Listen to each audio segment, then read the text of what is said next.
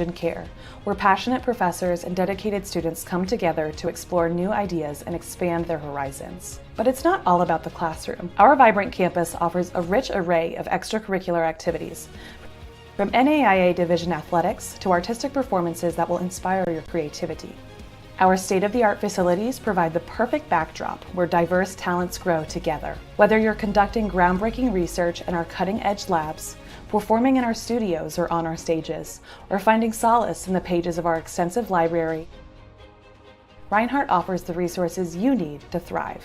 Beyond academics and campus life, we're committed to making a positive impact on our community. Through service learning projects and volunteer opportunities, you'll have the chance to give back and make a difference in the lives of others. Here at Reinhardt, diversity is celebrated and cherished. You'll connect with students from all walks of life, creating lifelong friendships and gaining a global perspective that will serve you well in today's interconnected world. As you embark on your journey at Reinhardt and do the real work for the good life, remember that you're joining a proud tradition of excellence. Our alumni have gone on to achieve remarkable success in a wide range of fields, and you too will have the opportunity to make your mark on the world. So, welcome to Reinhardt University, where every day is an opportunity of learning, serving, leading, and creating lasting memories. Your journey starts here.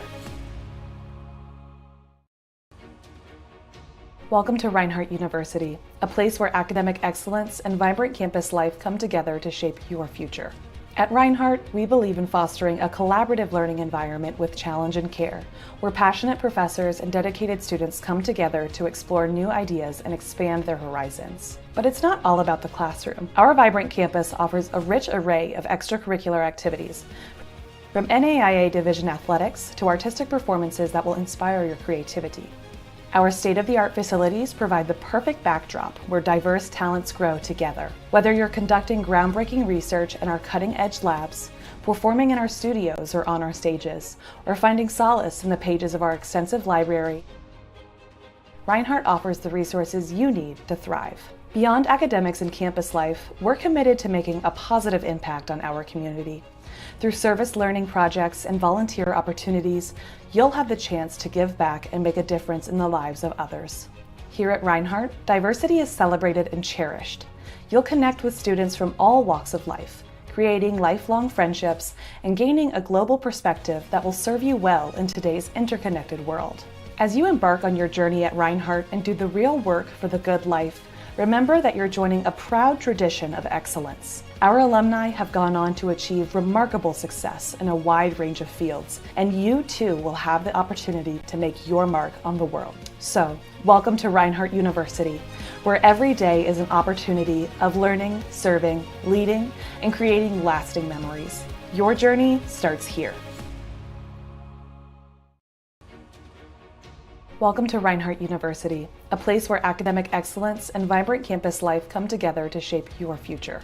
At Reinhardt, we believe in fostering a collaborative learning environment with challenge and care, where passionate professors and dedicated students come together to explore new ideas and expand their horizons. But it's not all about the classroom. Our vibrant campus offers a rich array of extracurricular activities, from NAIA Division athletics to artistic performances that will inspire your creativity. Our state-of-the-art facilities provide the perfect backdrop where diverse talents grow together. Whether you're conducting groundbreaking research in our cutting-edge labs, performing in our studios or on our stages, or finding solace in the pages of our extensive library, Reinhardt offers the resources you need to thrive.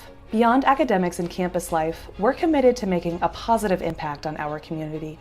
Through service learning projects and volunteer opportunities, you'll have the chance to give back and make a difference in the lives of others. Here at Reinhardt, diversity is celebrated and cherished. You'll connect with students from all walks of life, creating lifelong friendships and gaining a global perspective that will serve you well in today's interconnected world. As you embark on your journey at Reinhardt and do the real work for the good life, remember that you're joining a proud tradition of excellence. Our alumni have gone on to achieve remarkable success in a wide range of fields, and you too will have the opportunity to make your mark on the world. So, welcome to Reinhardt University, where every day is an opportunity of learning, serving, leading, and creating lasting memories. Your journey starts here. Welcome to Reinhardt University, a place where academic excellence and vibrant campus life come together to shape your future. At Reinhardt, we believe in fostering a collaborative learning environment with challenge and care, where passionate professors and dedicated students come together to explore new ideas and expand their horizons. But it's not all about the classroom. Our vibrant campus offers a rich array of extra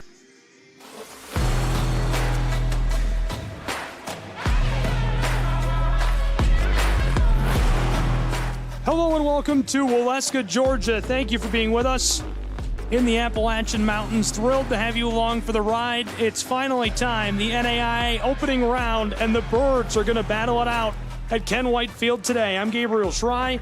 Lorenzo Robinson is here with me for what promises to be a really exciting matchup between the Keiser Seahawks and Reinhardt Eagles. Should absolutely be exciting. Reinhardt coming in after a phenomenal regular season run. 38-16 record, 25-5 through one of the tougher conferences in the country, the Appalachian Athletic Conference. And Kaiser coming in at 32-21. They're the fourth seed, and they're going to try to take down the Giant at home in what figures to be a very exciting contest. Reinhardt going to start on the defensive side of things in the top of this first inning. We'll get a look at the offensive bat of the Kaiser Seahawks first. The Seahawks have been so good this year swinging the bat. Talk to me about their offensive success and numbers. They've been one of the better offensive teams throughout the country, and in particular, a few guys who have really stepped up for them. Guys like Jamonte Woods, Pablo Ruiz, Simon Grinberg, those guys have really stepped up for their program. And as a team, a batting average of .304. And they've done it in a variety of different ways as well.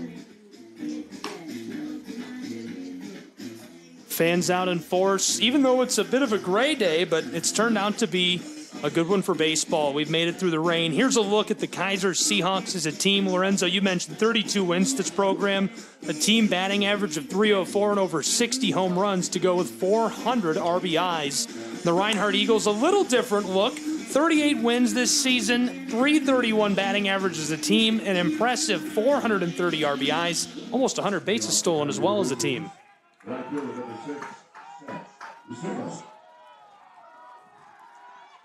We're ready to go as the Seahawks take to the plate in Waleska, Georgia. Thanks for being with us.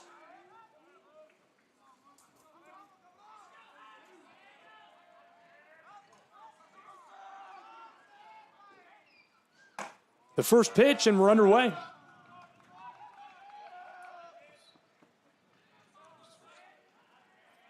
Count is 1-0.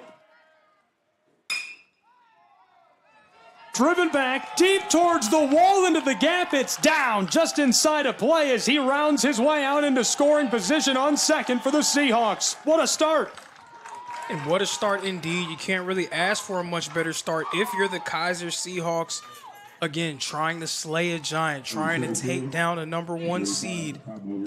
Getting on board with an extra base hit definitely can go a long way towards helping them get off to a fast start against the Eagles. So already one in scoring position for Kaiser in Waleska, Georgia.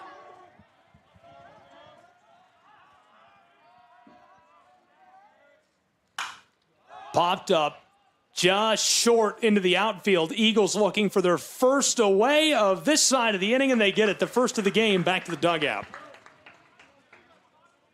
And the first spot to DH, number 34, Simon Grinberg.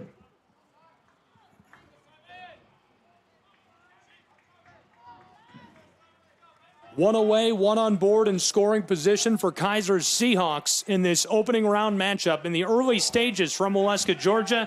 Thanks for being with us. Delivered low on the edge of the strike zone for our first. The man on the mound for Reinhardt, number 32, Andrew Herbert, has been phenomenal for Reinhardt all season long. This is his 11th start of the season, sporting a 9-1 record. Big swing, strike two. Count 0-2 with one away, one in scoring position on second.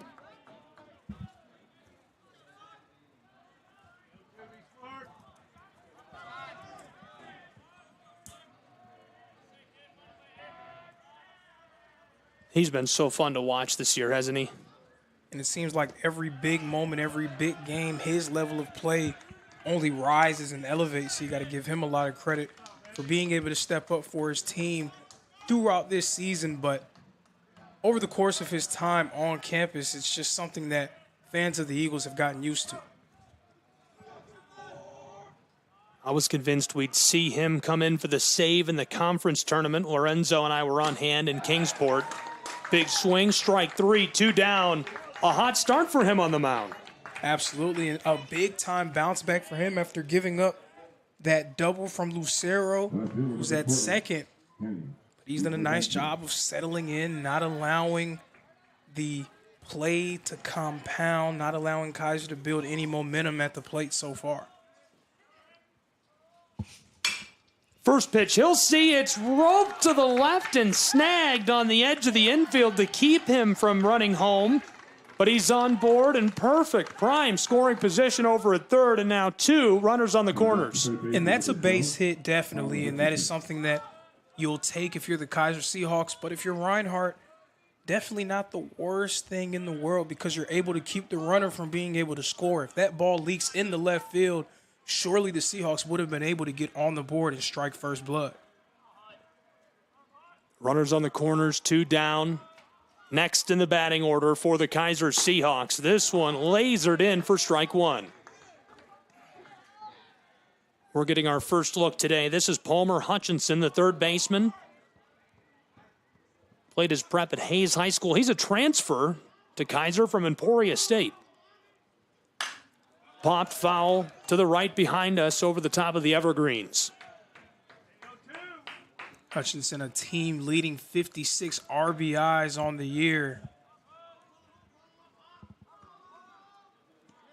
His 57th could undoubtedly be the biggest one of the season thus far. Count is 0-2. Holds off. That one's low for the ball. Count now 1-2 with 2 down and runners on the corners. Seahawks, a prime chance with 2 down in the top of this first to get a run on the board. Straight back. It's high. Reinhardt tracking it to retire the side and able to do so as he sells out into the grass. That'll wrap up the top of this first, and we'll take a break and be back with more college baseball in just a moment from Waleska, Georgia.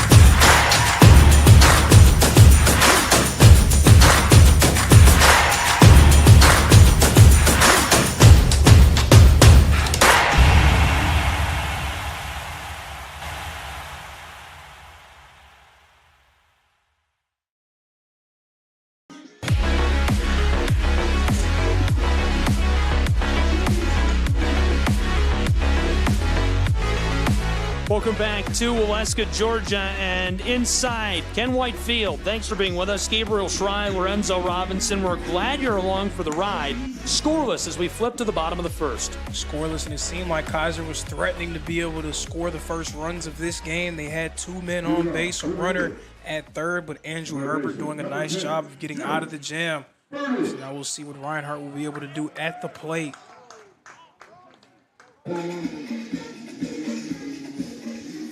Jarrett Burney, the first to go to work offensively for these Reinhardt Eagles.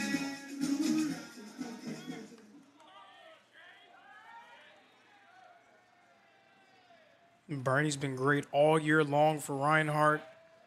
adding 379, 42 RBIs, 80 hits on the season. Also 7 home runs, a multiple-time all-conference selection for Coach Burton's group. Jake Malloy working from on top of the mound for the Kaiser Seahawks to lead off.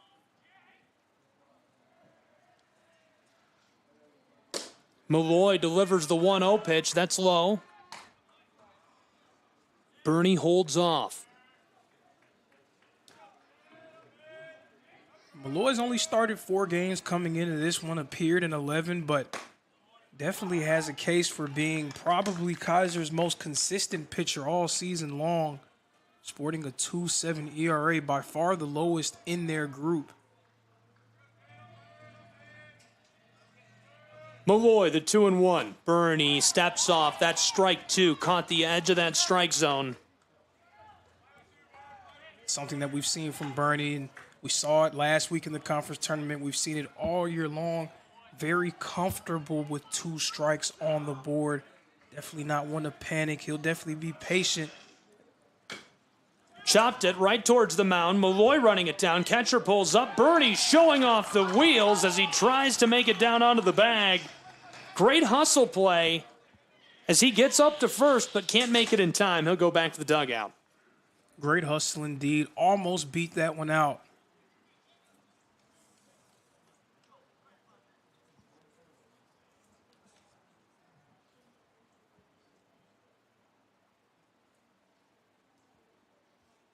So Bernie to be replaced at the plate for the Reinhardt Eagles by Mercerio Allen. A quick meeting on the mound. Malloy, coach, today's umpire. We had an absolute home run derby in our first game in Waleska, Georgia. Lorenzo, you were here for all of that. Tell me about it. I mean, it was a back-and-forth contest between the second seed, the Jessup Warriors, and the third-seeded Point Park Pioneers. It was back and forth all game long. Point Park would be from behind, and then they would comb some runs together to tie things up, and it seemed like Jessup just always had an answer for them. And then Point Park absolutely exploded with 5 runs in the 7th inning. And that pretty much decided the game from there, attacking on a few insurance runs to win in what was a wild one, 13-10. Malloy brought the heat on that. 1 down already. A good play, but Bernie could not make it to the bag over at first. He grounded out. Malloy puts this one low as well, and already ball 3.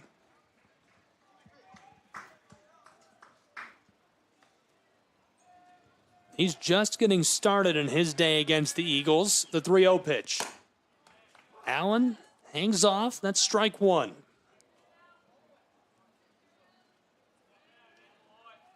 Not a bad decision there to lay off of that one, expecting to probably do the same unless he sees one that he just can't refuse. Allen tries to dig that out. Low ball. It fills the count.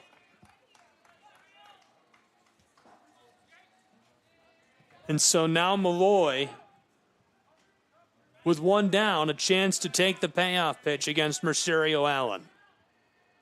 Malloy delivers this. Allen fouls off to the left back towards Ken White softball field.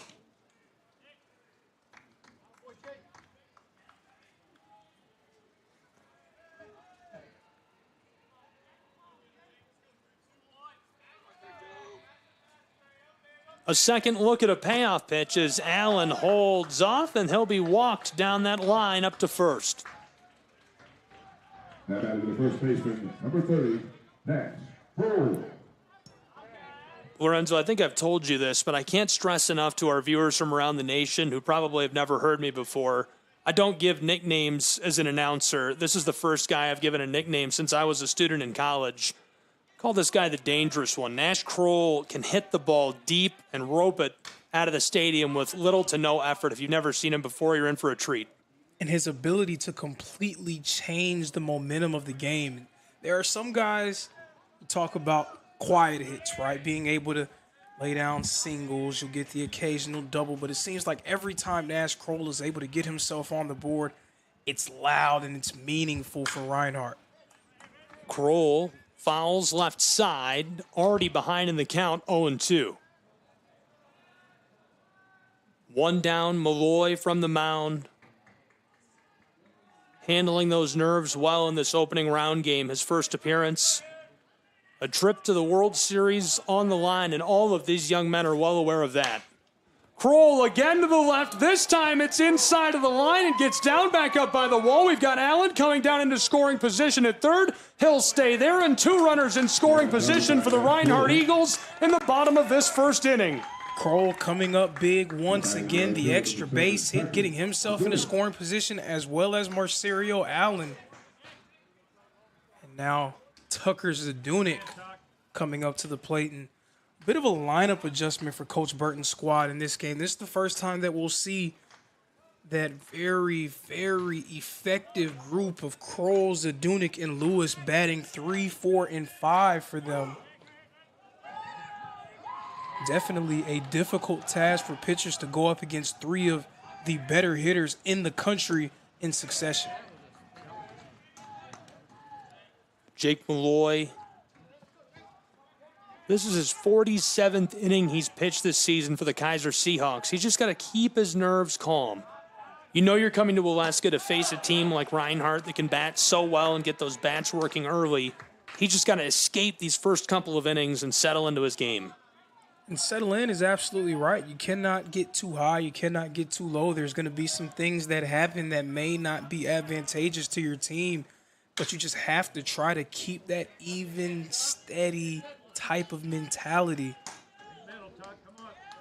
As we've seen, this team can definitely get the ball rolling and score runs in bunches if you become rattled on the mound.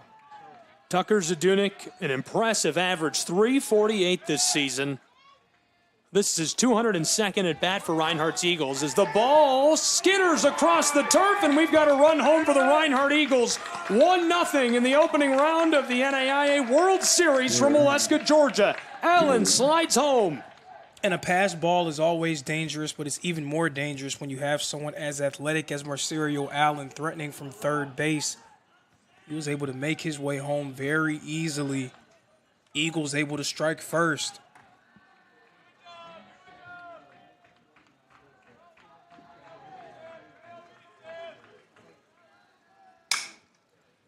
Blast this left side. It's well in play, and the left fielder grabs that. Kroll tags up, coming home and sliding for the plate as he's across for Reinhardt's Eagles.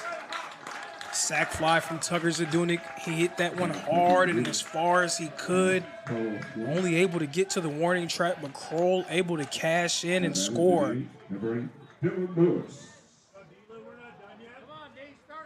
Dylan Lewis next in the batting order, and again, Dylan Lewis has been inside of the top 20 batters in America all season long. His average right now resting at 432, 191st at bat. He's got 82 hits, 65 RBIs. Also second on the team with 20 home runs. Second on the team with 20 just lets you know the kind of hitters on this group. Left side, picked up at third base, and he's cut down to retire the side. So a little cap for Malloy. He can feel good about the way they retire that side as we'll take a break. We'll see if the Kaiser Seahawks can shake it off and even us up as we go down the stretch. Top of the second coming up next, SESN from Alaska.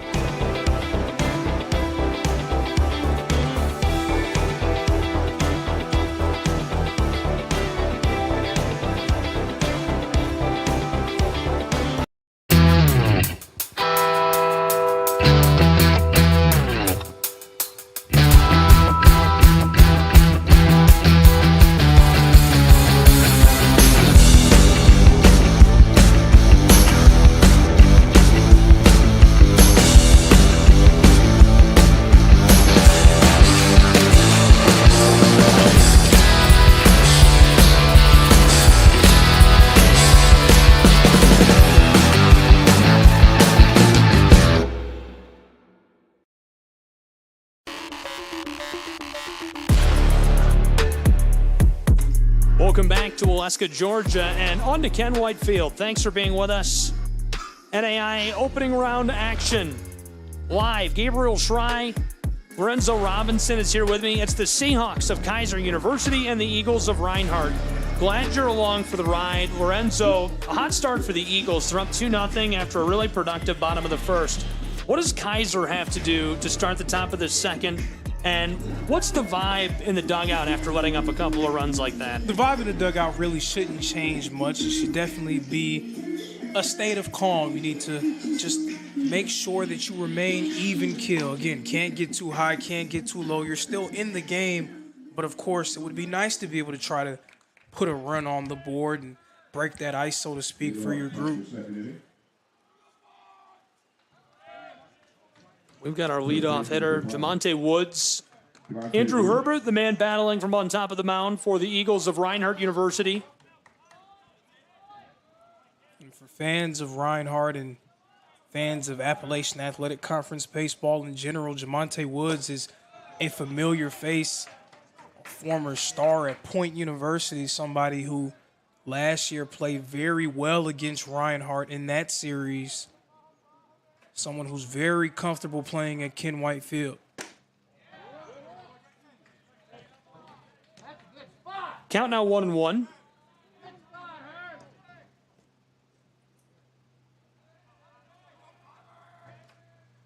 The 1-1 Skeeters through that turf into the backstop. Raises the count to 2-1 for Herbert and Reinhardt's Eagles.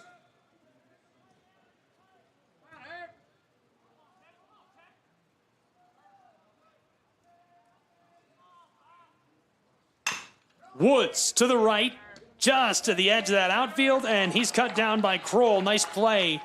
Gathered by Allen, sent to Kroll, and one down.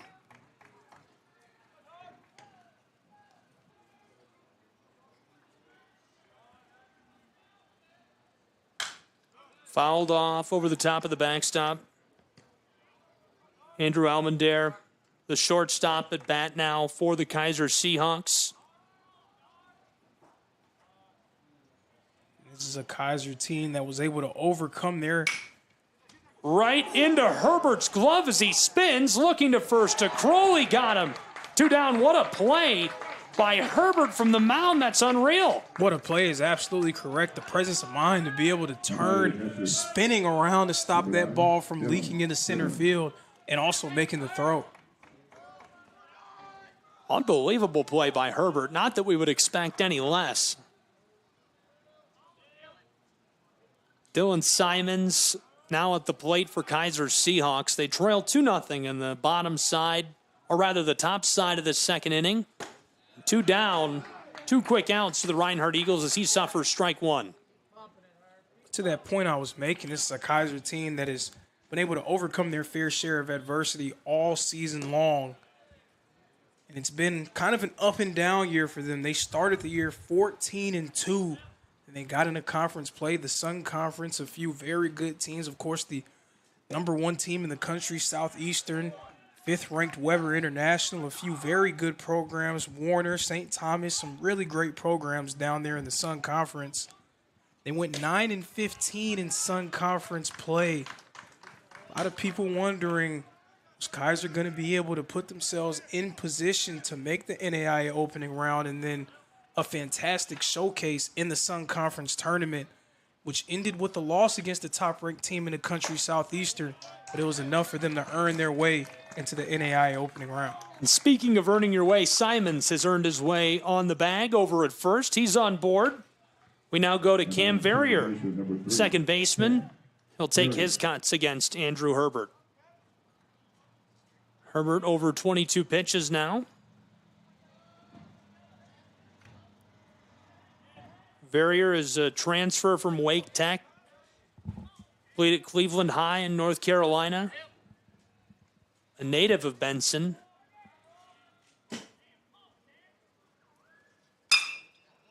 And he puts the barrel of the bat on this. It's down in the outfield as the Kaiser Seahawks going to get the deep single. So 2 on board, 1 in scoring position for Kaiser University. And the bat showing up early on for the Seahawks as well.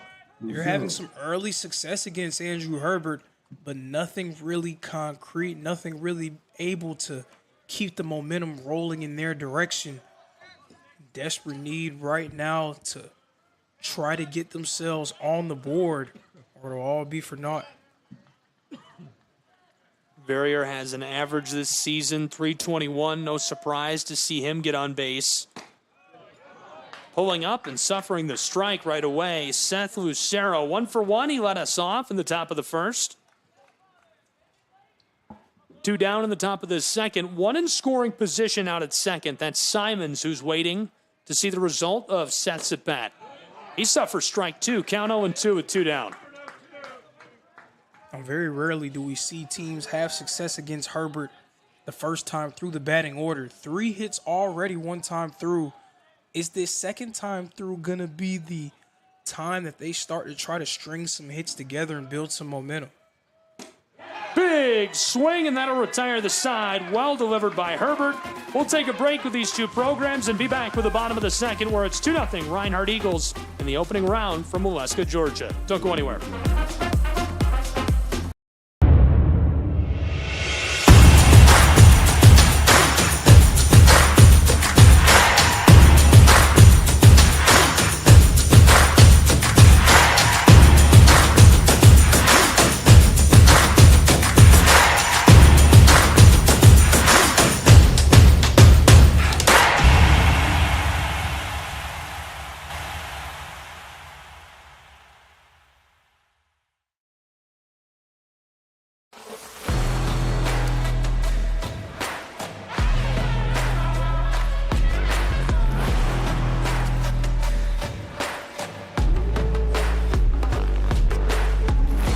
Welcome back to Ken White Field in Waleska, Georgia. Thanks for being with us. Gabriel Stry, Lorenzo Robinson. Glad you're along for the ride all day long. 2-0 early in the bottom of the first. The Eagles scored a pair of runs in thrilling fashion. Kaiser gets the bats working in the top of our second inning, but unable to bring anybody home. So the Seahawks starting to get some traction. Lorenzo, your feelings and thoughts going into the bottom of the second? Kaiser has to feel good about the way they've started at the plate. Their bats are beginning to work early on. But again, just needing to get that extra step, just needing to build a little bit more momentum to bring somebody home. Credit Andrew Herbert for being able to leave 2 runners stranded in each inning. And now Reinhardt trying to break the game open, already ahead by 2 runs. Jake Malloy looking decent in the first side he saw from on top of that mound. Obviously let up a couple of runs, but you can see he's going to even it out, calm his nerves as we go down the stretch. Now he has to face Adrian Vargas for Reinhardt's Eagles, the left fielder. Delivers a ball. Vargas has been really good this year for Reinhardt University. Definitely a name to keep an eye on throughout the course of this one.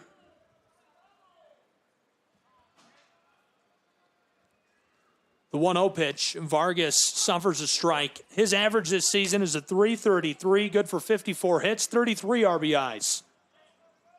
And a player who was not in Reinhardt's lineup last season but has made his presence felt throughout this year, has come up big on multiple occasions. To the right, Vargas ropes this right down, snagged on the edge of the field, and he's cut down at first. 1 away in Waleska. Nice play defensively by Kaiser's Seahawks. Saw that coming his way. It bounced and rattled over to Cam Verrier, the infielder. And the third year just ropes it over to the bag at first. Luis Mendoza next at bat for the Eagles of Reinhardt University. Mendoza, redshirt sophomore, originally from Panama. Transferred to Reinhardt from Coffeyville Community College.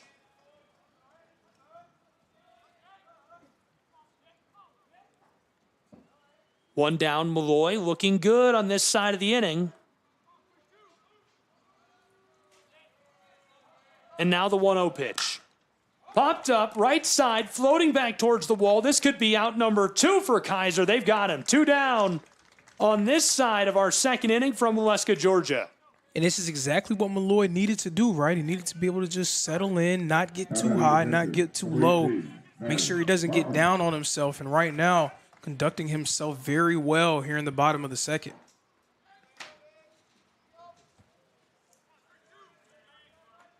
So Malloy has retired a pair. Now the junior from Stony Brook, New York, the catcher, Matty Maurer. This is another guy, kind of like Kroll. He's had a really interesting season where he's been hot at exactly the right moments. Somebody's getting pulled over.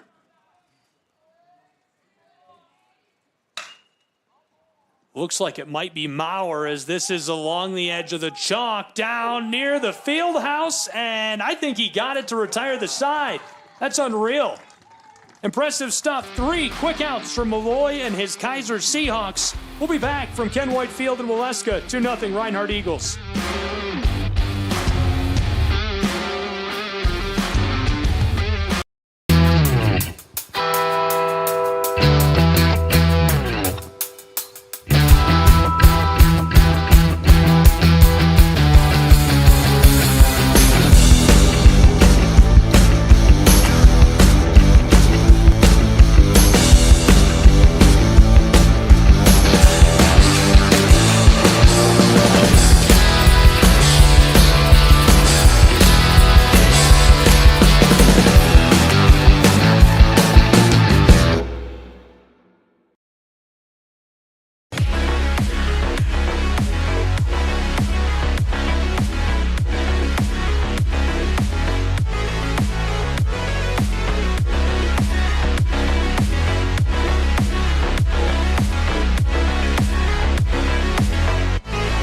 Welcome back to Waleska, Georgia. We're enjoying the music here. Gabriel Schrei, Lorenzo Robinson, 2-0 Eagles. Thanks for being with us. Lorenzo quickly able to retire the side. That's the Malloy that we've seen all year from Keiser University, and that's what Seahawk fans expect out of him on the mound. Will it stick, and can Reinhardt respond on this side of the inning? Well, Andrew Herbert needs to do what he's been able to do in the first 2 innings, and that's being able to get out of any situation that's been thrown his way so far. As much as we've seen Malloy be able to do his thing throughout this year, Andrew Herbert has performed just as well at times, if not better. So Reinhardt will definitely be counting on him to retire the side quickly as well. But if you're Kaiser, you've already been able to get a few hits, so you know that it's possible. You just need to string them together a little bit more to try to get yourself on the board. Pablo Ruiz, an average of 340 this season. He's 0 for 1 today. Holds off, suffers strike 1 from Herbert on the mound. Ruiz also a team-leading 16 homers on the year. Oh, my goodness. Our umpire took a shot to the head, and it looks like he's all right. And those are always dangerous. You see the catcher, Matty Mauer, checking in with him, making sure he's okay. Glad to see he's okay. We'll play on. Count 0-2.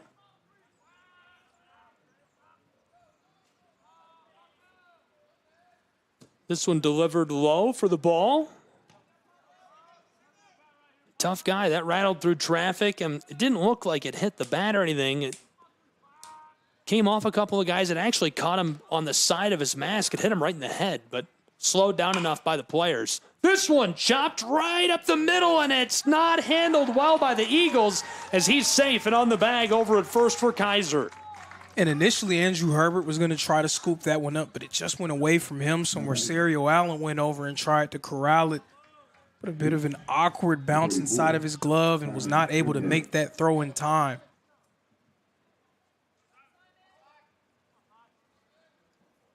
Two 2-0 Reinhardt Eagles, 1 on board now for the Kaiser Seahawks, who are looking to dig their way back in the early stages of this opening round World Series game from Ken White Field. Big swing, looking to go yard on that. Simon Grinberg, 0 for 1, the designated hitter. I believe that play officially scored as an E4, so not another hit for Kaiser, but another man on base. The 0-1 pitch, it's now 1-1. So Grinberg now represents the tying run for the Seahawks. Getting so early, so it's not really do or die time, but you do need to try to continue to keep pace because we've seen Reinhardt be able to go on these big-time scoring binges throughout the season. So you don't want to put yourself behind the 8 ball so early.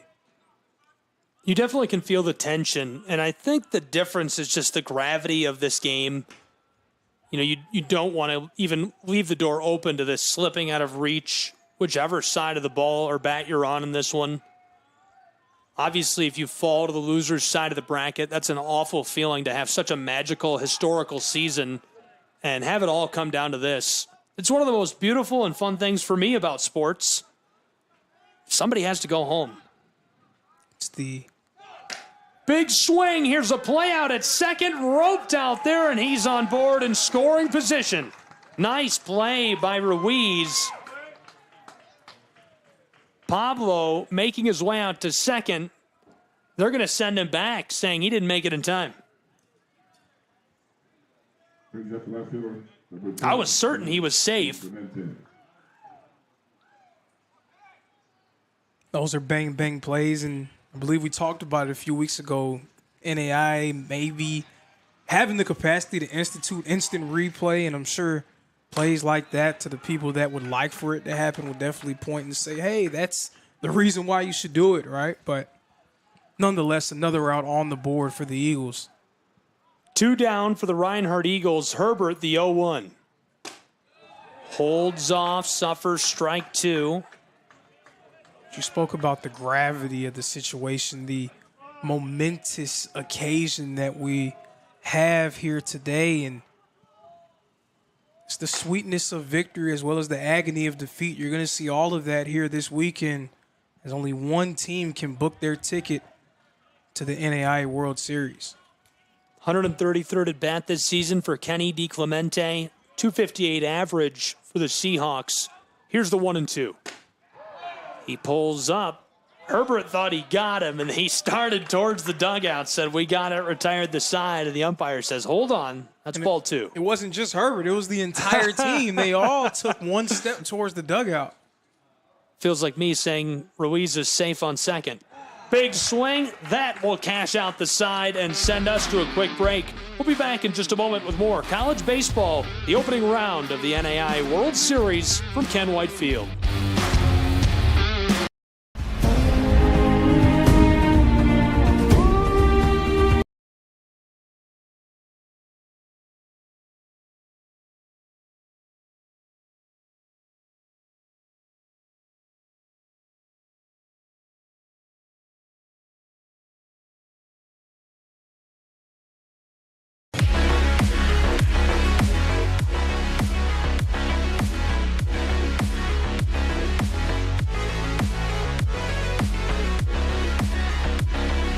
In our simulcast, LJ Telephone Company carrying us on ETC3 today. Thank you for carrying us on cable television. Much appreciated, being available live and free on the terrestrial side.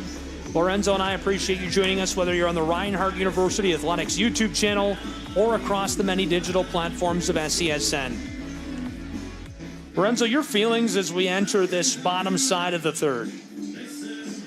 Well, this is what these games are, right? Playoff-type situations. It's going to be very tight, especially in the early going, and we're seeing that right now. Reinhardt only ahead by 2 runs. Again, not necessarily do-or-die time yet for the Seahawks. We'll see what happens. But Reinhardt, again, a chance to really break the game open and put a ton of pressure on Kaiser as this game continues.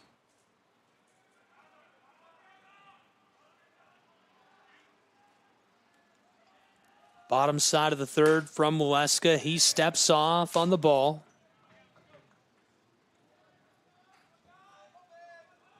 Lance Dockery, his first appearance at bat today for Reinhardt's Eagles. Jake Malloy, 26th pitch sent in for ball 2.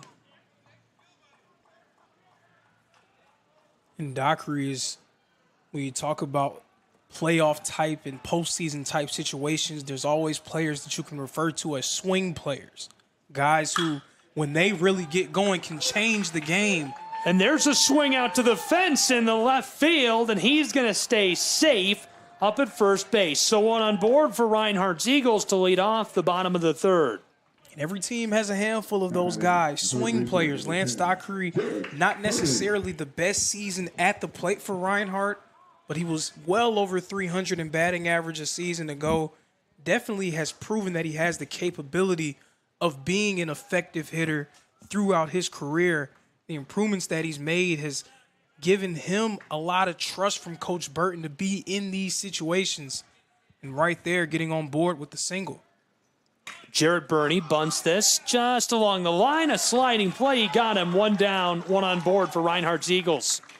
We've seen Reinhardt go to small ball throughout this season right there. That bunt just popping up a little bit too high. Burney needed to try to keep that one down in the infield. Was unable to do so.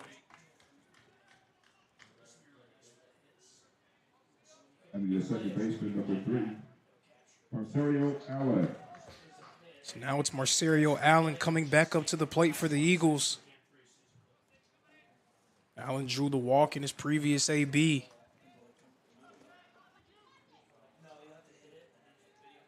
And Allen, another guy, another great addition to Coach Burton's squad. Crunches that. Floating, it's down in the gap, and he is moving across the bag at 2 and in scoring position at 3. Wanted to come home, stays, and it might have been a good decision for Reinhardt's Eagles as they now have 2 in scoring position with just 1 down on this side of the 3rd inning from Molesca. And that was a very well-struck ball by Allen, but I would be remiss if I didn't point out Ruiz slipping out there in center field, so he was unable to get to that one. It dropped safely for the Eagles.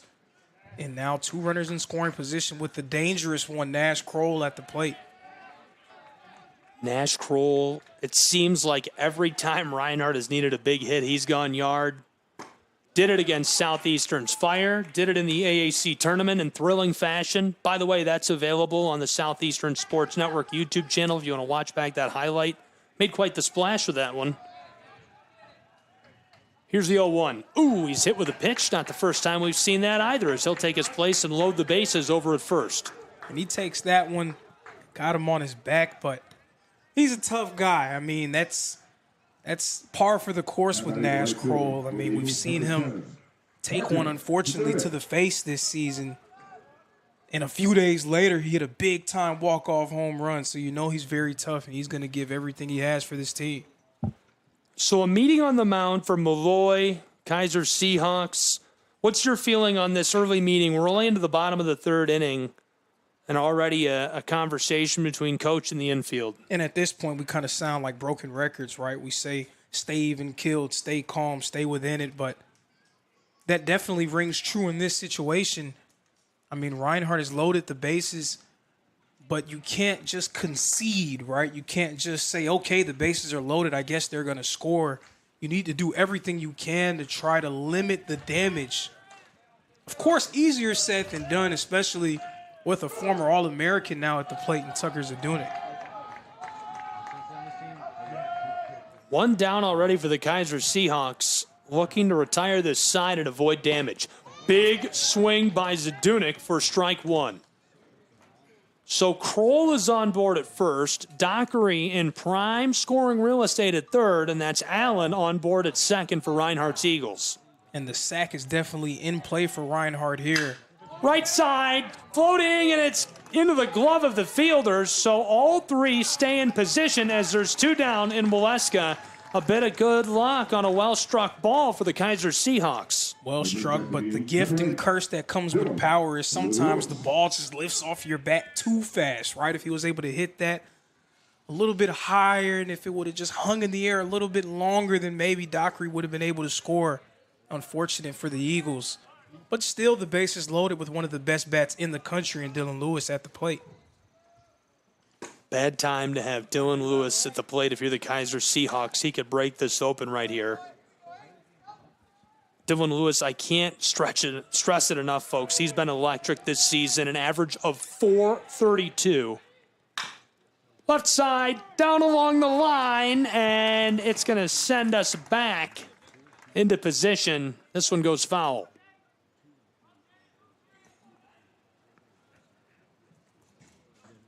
And again, the first time that we've seen this combination of Kroll, Zadunik, and Lewis going 3, 4, 5 in this lineup. No rest for the weary if you're the pitcher on the mound going up against that group in succession.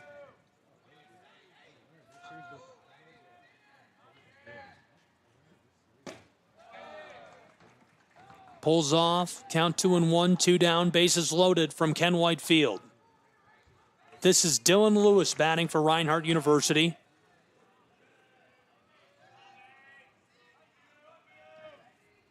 Malloy, this one chopped foul to the left, and Lewis returns to the plate with a count of 2-2.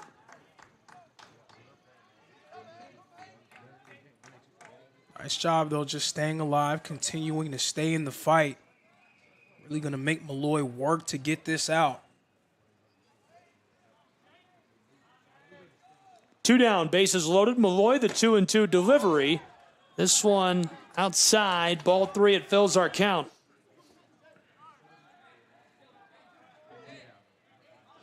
A very consequential full count, too. Another ball, and Reinhardt's able to score. And a strike ends the inning. I mean, a very big one here. Dylan Lewis strikes out at the plate for Reinhardt's Eagles. So we'll take a break and flip sides and be back with more of the opening round from Molesca, Georgia in just a moment. 2-0 Reinhardt Eagles lead.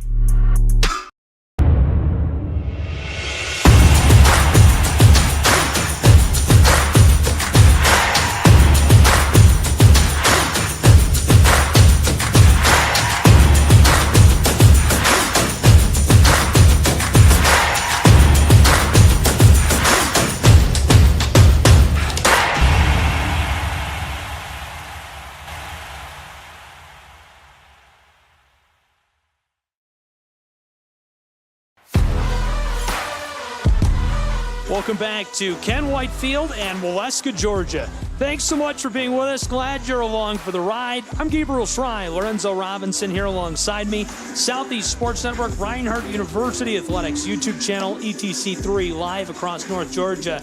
Glad you're on board for what's shaping up to be an instant classic between the Eagles and the Seahawks. Lorenzo, Reinhardt loaded the bases, and Malloy looking sharp on that side of the inning as he retires it. And Reinhardt had a golden chance to really break this game open, right? Bases loaded, 1 out on the board. 2 of your best bats in Zadunik and Lewis due up. And you got to give Malloy a lot of credit for being able to get himself out of that jam. But that was, in a way, kind of returning the favor because we've seen a few runners stranded early on for Kaiser as well. So the Seahawks just staying in the game, exactly what they needed to do, only trailing by 2 runs here in the 4th. They're one flurry away from potentially tying this one up or even pulling out in front. There he is, the number 2 pitcher in the nation. 1.71 ERA, trailing only to Rode from LSU Shreveport. Herbert delivers that, a laser for strike 1. And statistically, maybe number 2, but sure, if you ask fans of the Eagles, I'm sure they wouldn't pick any pitcher in the country over Andrew Herbert. That's strike 2. Count now 0-2 for Palmer Hutchinson. He's 0 for 1. Third baseman has had a nice year for Kaiser. Top of the 4th inning where it's 2-0 Reinhardt Eagles. Those runs didn't seem as consequential when they scored them as they do now as we're into the 4th inning. Now they seem like a big deal as we've seen people getting into scoring position and sides being retired by these pitching staffs. And games get so tight in the playoffs, and usually you're playing your best pitchers in these earlier games. So anytime you're able to get on the board, you'll take it. And anytime you have runners on base, it is imperative that you capitalize. The 1-2 found its way into the turf for ball 2. The 2-2. Right side, it's down, and he's going to be on board easily over at first. Well struck. And another base hit for the Kaiser Seahawks, another man on base. Again, they have to be able to capitalize off of this. They need to be able to at least get something on the board.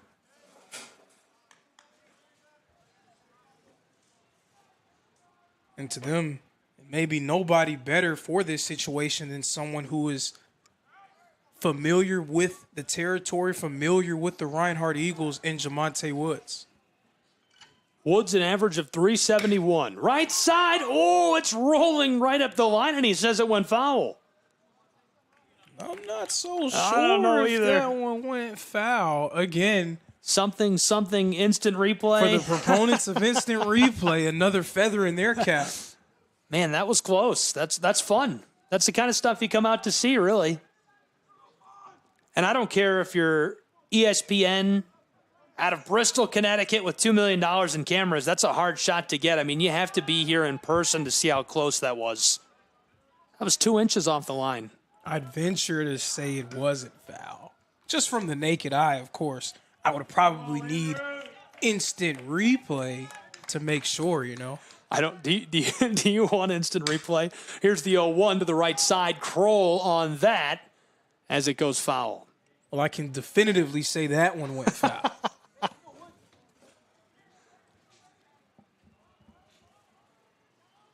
Count is 0-2. He's going to come back to the plate for Kaiser's Seahawks. 1 on board over at first.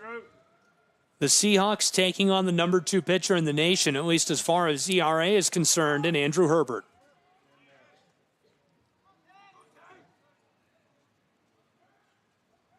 From the mound, Herbert, the 0-2, and this one going to be outside of the zone for ball 1. Woods is going to be disciplined. He's not going to just be a free out for Herbert. He's going to have to work to be able to get him. Really tight. Count now 2-2. Hello, NAI Ball, who I'm sure is tuned in. Those guys are like our own personal sickos committee. I love it. And watch everything. Popped up. That's the edge of the outfield here towards the fence. Center fielder tracking it. He's under it, and that'll retire him. So 1 down and 1 on board for the Kaiser Seahawks. Reinhardt Eagles. Herbert takes a sigh of relief as that one skies out just along the fence. Pitch away, Andrew. In the top of the 4th with 1 on board over at first as Woods flies out. Hutchinson is standing on the bag. Now we've got Andrew Almaner at the plate for the Kaiser Seahawks. The shortstop 0 for 1 today. Running down up to the bag at second, sliding in, and that'll send him back to the dugout. 2 down for Reinhardt's Eagles. And Matty Maurer wasn't the Appalachian Athletic Conference Gold Glove recipient, but a very phenomenal defensive player in his own right. Maurer, again, that's his second put out of the game from that backstop position.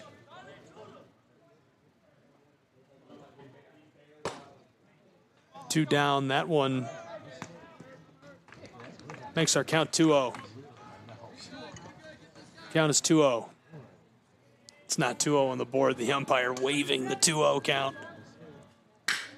Chop to the left, rattles to the edge of the outfield. Here's a play on the bag over at first, and that retires the side for the Reinhardt Eagles, who keep it clean as we flip to the bottom of the 4th in Waleska, Georgia. Don't go anywhere. We'll see you back here in a moment at Ken White Field.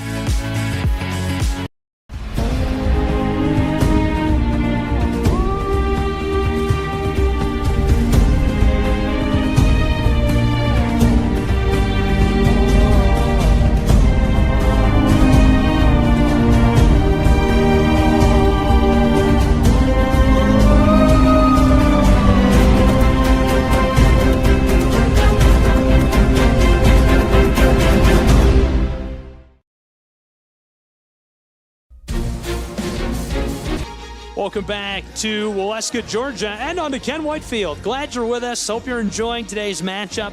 A really exciting one between the Eagles of Reinhardt University and the Seahawks of Kaiser as we flipped into the bottom of the 4th. It's 2-0 Reinhardt Eagles, the opening round of the NAIA World Series live on SESN and ETC3.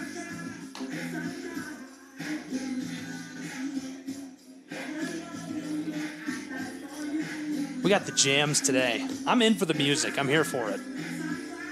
You know, in full disclosure, the playlist sometimes is a little up and down. You know, it depends on what part of the playlist you get. There was some bad stuff playing during the pregame. I mean, it was atrocious. It was bad. It wasn't good in any context, no matter what kind of music you like. Oh, man. Well, I didn't say that. That's what I said. That's an unbiased third-party study conducted by me. Yeah, that is solely the opinion of Gabriel Schreier. I just said it depends on what part of the playlist you get. There was some stuff that I was like, I don't know about that. 2-0 Reinhardt Eagles, bottom of the fourth. Beloy delivers strike one. And Reinhardt and Andrew Herbert, they've done a really nice job of being able to hold Kaiser at bay. There have been a few situations where they've been able to get men on board and guys in the scoring position, and the Eagles have done a good job of getting out of those situations. So now they have to help themselves offensively as well. They need to get the bats going. I'm taking a peek as this one is fouled off to the left up at Kingsport, Tennessee, and Hunter Wright Stadium, also on SCSN. The Weber Warriors, number 6 in the nation, leading the Freed Hardeman Lions 1-0 in the bottom of the fourth there. It's a close one. Weber, another Sun Conference representative as well. Right side, deep towards the wall, coming down. A play at the fence as this one is down, and he's safe across second, heading into prime scoring position at third. Slides in, he's on the bag. Perfect position for Reinhardt's Eagles. Showing off the wheels, Adrian Vargas able to get himself in a threatening spot.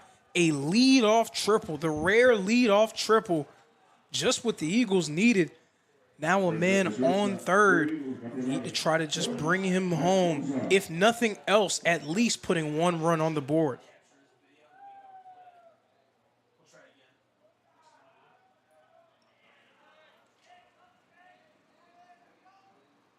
I was enjoying listening to Steve Wilmoth doing the game up in Kingsport. He did the Tennessee Wesleyan Bulldogs win 2-0 in the first game of that site. He's an old radio veteran, and he was telling stories about broadcasting from bad positions, and I'm like, that gets me so excited. I love stories about that.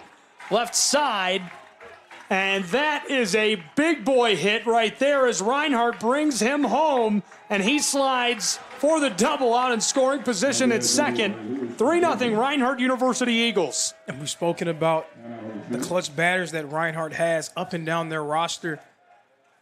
There haven't been many batters that have been more clutch over the course of this season than Luis Mendoza. He's come up big for Reinhardt in every big series that they've had. Again, you look back to that Southeastern series, he stepped up in a major way on multiple occasions. Luis Mendoza stepping up yet again. Luis Mendoza looking good, working with that bat, makes it 3-0. Now one in scoring position on second, and nobody down on the bottom side of this fourth inning for Reinhardt's Eagles. So Kaiser obviously having a well-warranted meeting on top of the mound.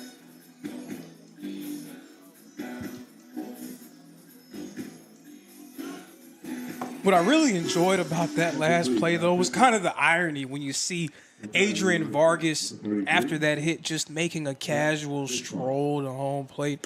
And then Luis Mendoza is just absolutely busting it, trying to get to second. Full speed ahead. Really good look in the bottom of the fourth to add a run, an insurance run, as we're midway through this one, an opening round game from Ken Whitefield. Glad you're with us. I'm Gabriel Schrei. Lorenzo Robinson is here with me. It's 3-0 Reinhardt University Eagles. AAC's Coach of the Year, John Burton, calling the shots from the dugout and doing so very well to this point. We've got to change pitching for Kaiser's Seahawks. If you couldn't see, it's Chuck Fishbaugh, right-hander, originally from Jupiter, Florida, and he transferred to Kaiser from Palm Beach State. He's a fourth year, 6'4". He's got some height on him, and I like the delivery. Look at that.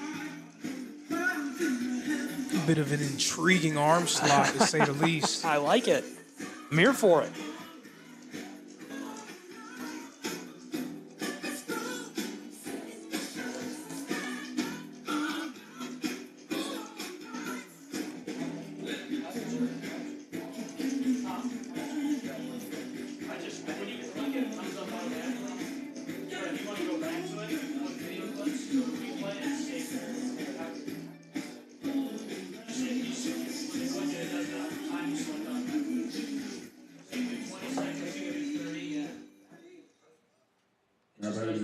Number 18, Betty Barr.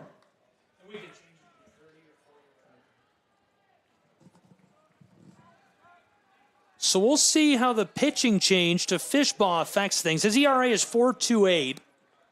It's 3-0 Reinhardt Eagles as we move on in the lineup. A runner in scoring position out on second for RU. And that early pitching change being made, taking out Malloy, he didn't necessarily have a bad outing. It's just games like these, they're so important. These postseason games, you want to try to put your best foot forward. And already trailing by 3 runs, you don't want to allow Reinhardt to build too much momentum, especially before it's too late. You don't want to allow those bats to get to going. So now you try to just slow their momentum down in any way that you can.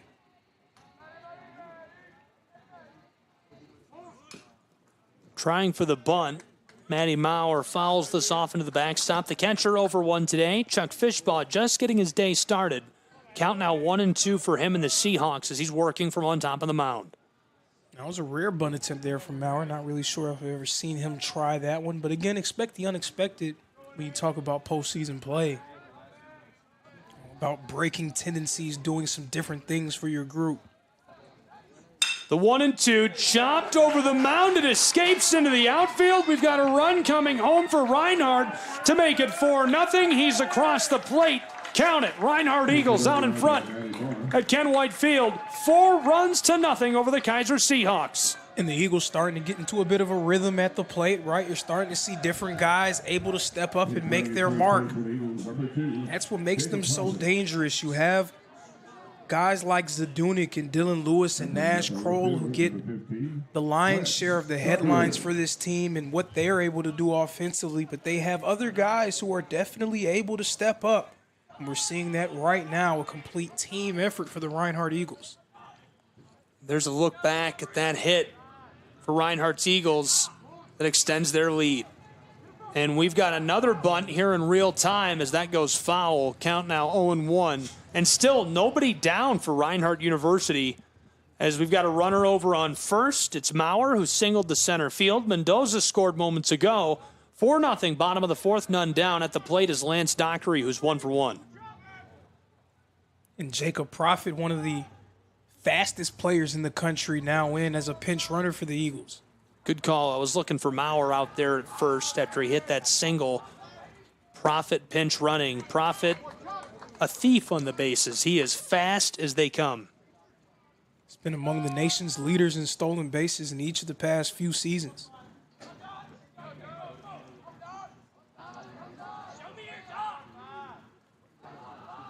Unbelievable to me that he's not in the top 5 as this is fouled off. He stays alive. Count 0-2.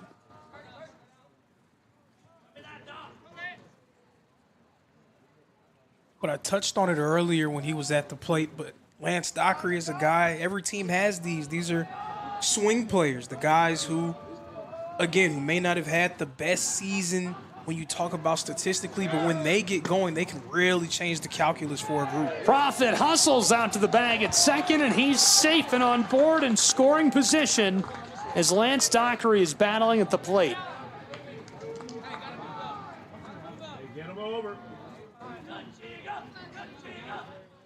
Lance Dockery has had a nice year for Reinhardt University. He's originally very local to the area, just about 45 minutes up I-75, Ringgold, Georgia, former Tiger. And he strikes out. They'll send him back to the dugout. 1 down now for Fishbaugh, who's just getting his day started, working on the mound in the top of this fourth. 4-0 Reinhardt Eagles. Number 10, Jared. Ringgold Tigers. Big plug to Frank Santori, the voice of the Ringgold Tigers. Used to do the Sirius XM FCS Game of the Week. It's my guy.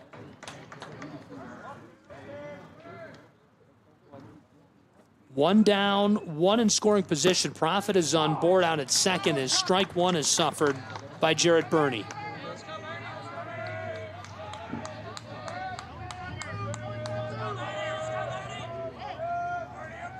Pretty cool day for Reinhardt University, this first day of the opening round at Ken White Field. This is bunted to the left, right up the line, trying to cut him down over at first.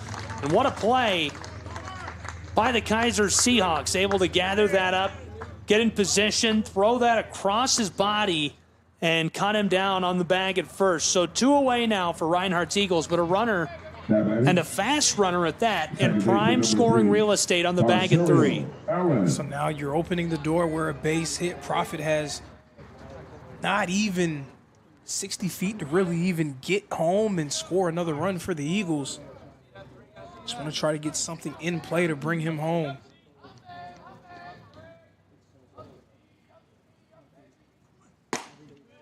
Zipped in for strike 1. Rosario Allen taking his cuts.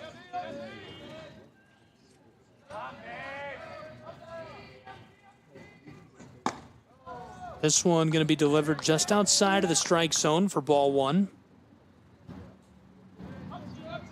Unique delivery from Fishball. Probably takes a few pitches for these batters to get used to seeing it. Fouled off. 2 down, bottom of the 4th. 4-0 Reinhardt Eagles after they've scored a pair of runs in this half inning. Fishball looking to retire this side with the speedy Profit on the bag at 3. To the right side, edge of the infield, and he cannot win that race as that retires the side and sends us to a break. We'll be back with more of the opening round of the NAIA World Series from Molesca, Georgia and Reinhardt University.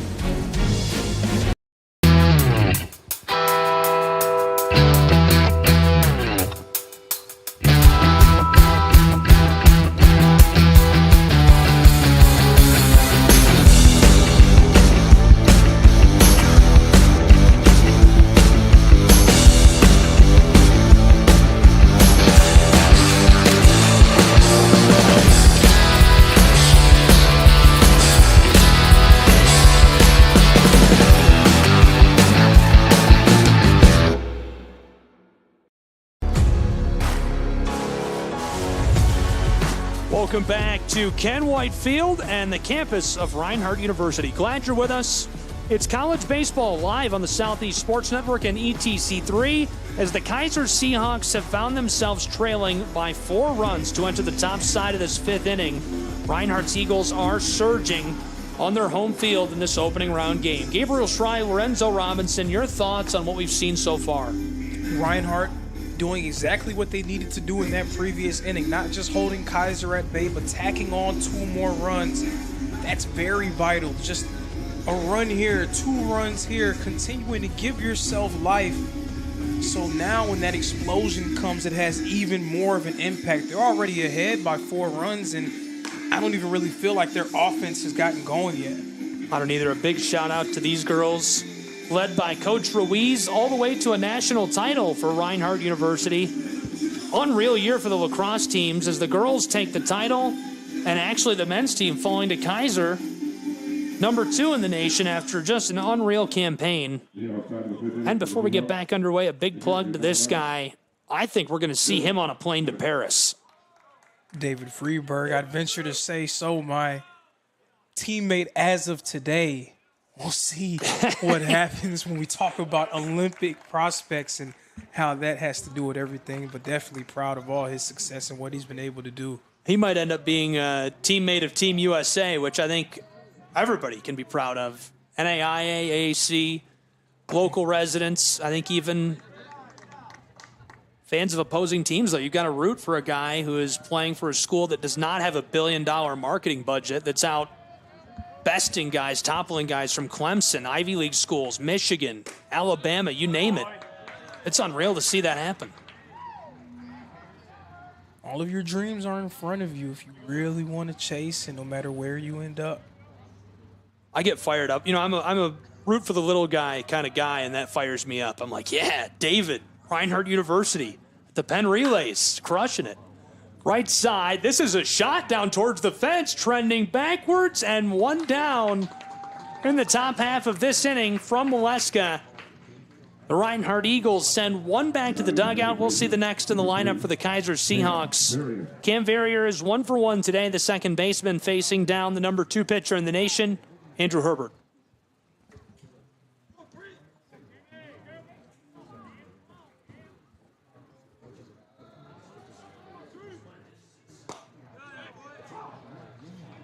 This is the danger zone for Kaiser. Reinhardt again, it doesn't really feel like their offense has gotten going and they're already ahead by 4 runs. They already have 6 hits. Kaiser needs to try to get something on the board. Left side, back towards the wall, 2 down as Reinhardt's Eagles sweep underneath of that for the out. A nice play. Lance Dockery showing off the range a little bit, going all the way to the edge of left center to corral that.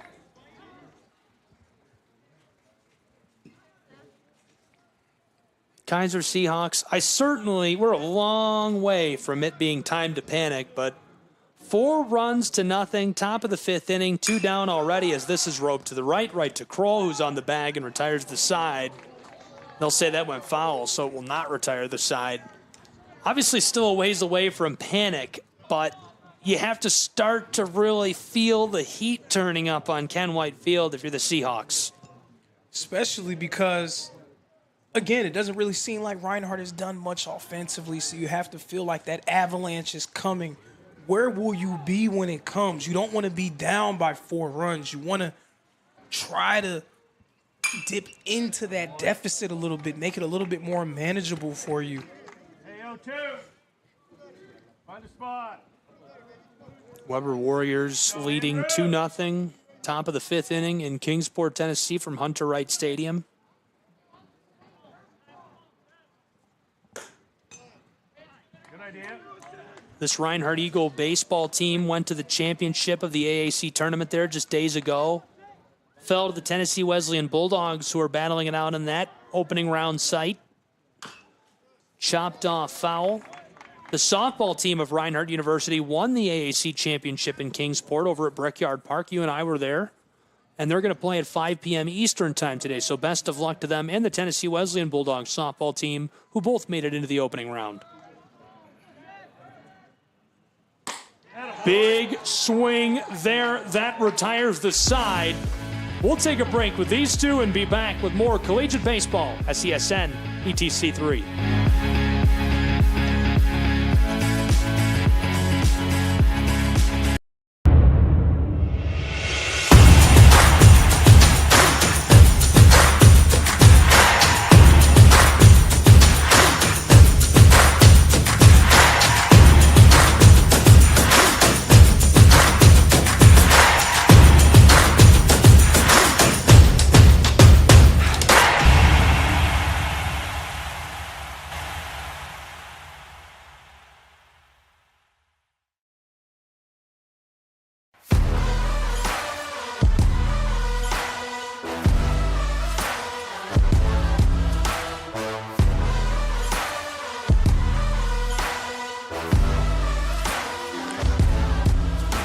Welcome back to Waleska, Georgia. Be sure to get connected with us on social media. You can find the Reinhardt Eagles at RUEagles _ in there. Find us at the Southeast Sports Network at SESN Sports. Glad you're along for the ride all day long. A really good one underway. 4-0 Reinhardt Eagles lead as we flip sides of the inning. And right now, the Seahawks of Kaiser are just looking to find a way to get back into this. And the first step of that is being able to hold Reinhardt at bay here in the bottom of this inning. Again, the danger zone for the Kaiser Seahawks right now in the 5th, trailing by 4 runs. Nash Kroll is coming to the plate. And it's going to be Kroll, Zadunik, and Lewis coming up. You cannot allow Reinhardt to be able to extend their advantage. Popped up right side, trending foul towards the dugout, looking for it, and can't get under the ball. Prime opportunity, nearly able to capitalize for Kaiser. Jamonte Woods did his best to try to track that one in the air, but it's like he may have lost that one in the lights or something.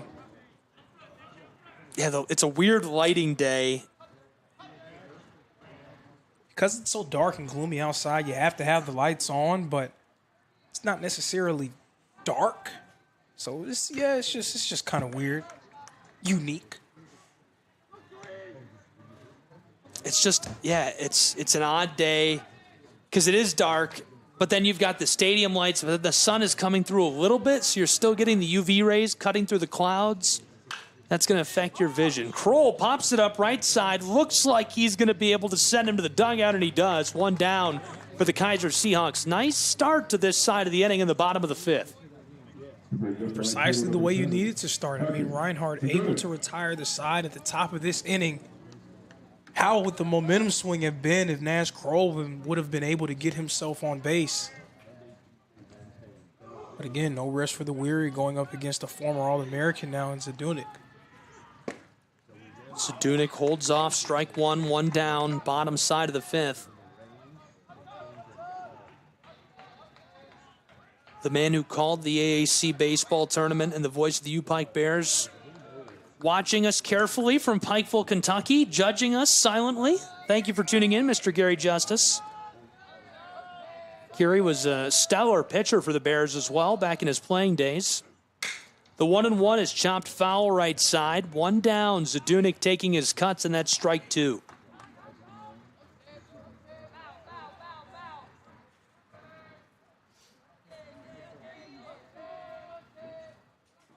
I'm so thankful. I better not say this. I better not. I'm really happy about the sky. Is that too much? Is that? I'm knocking on wood. Yeah, you can't. I'm excited that the sky is dry for now. Yeah, you can't. Today, the whole day. Yeah, I've really done it now. I shouldn't. You can't even say anything about that. You have to just kind of let that. Pull up the weather radar. You kind of just have to let that roll off your back, and we'll turn this thing into the Weather Channel. You know. Count is full for Zadunik. One down. Looking for that payoff pitch. This one chopped foul left side as he stays alive.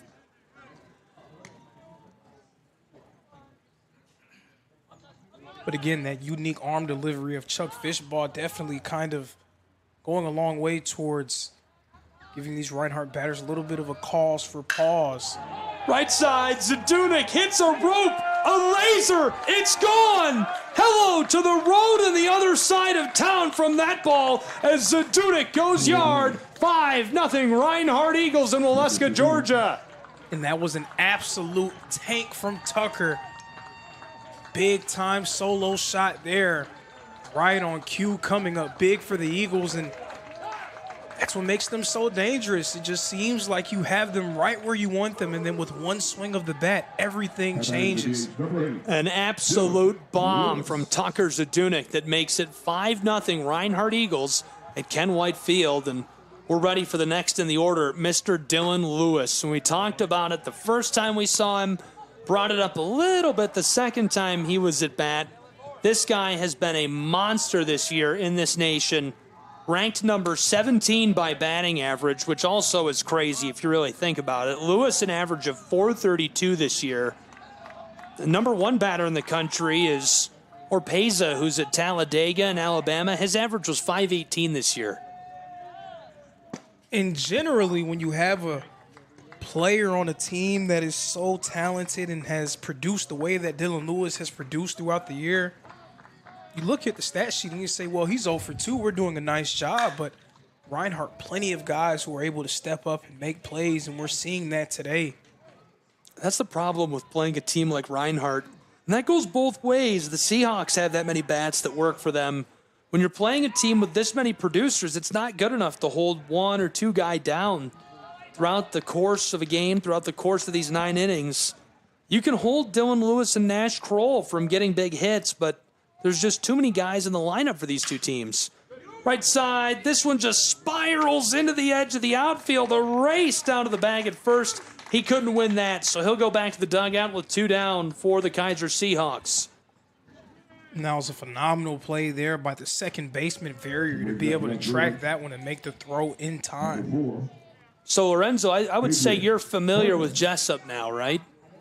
I would say so. Worth noting that 2 batters for Jessup are in the top 15 in the nation. At number 13, Petrila, you've just seen him play. I'm sure you saw a lot of him. His average this year is a .438.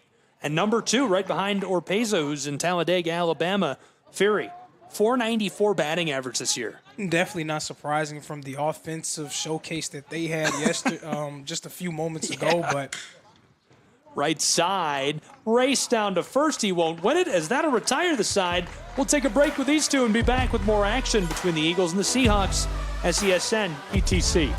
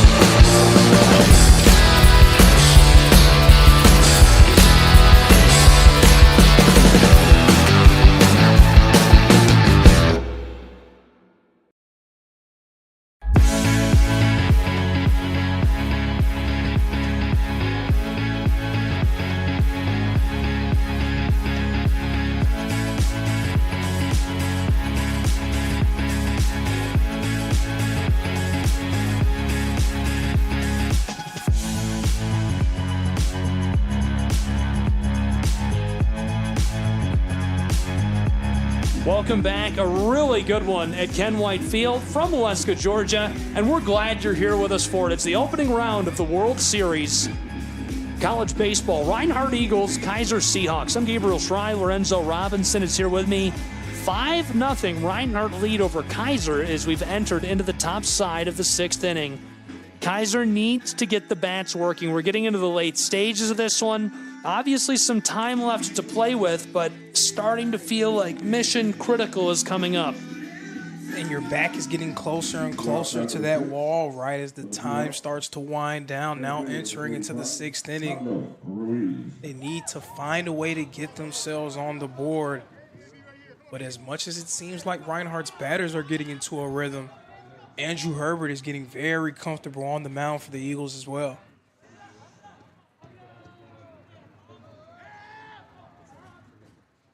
Herbert from on top of the mound. That one is out of the strike zone for ball 1. And you could tell how locked in he was when he gave up those first couple of hits in the earlier stages of the game, but no sign of worry or angst from him. Just continued to chop wood and carry water and was able to get out of those jams. Kaiser really hasn't done much of anything since those first 3 innings.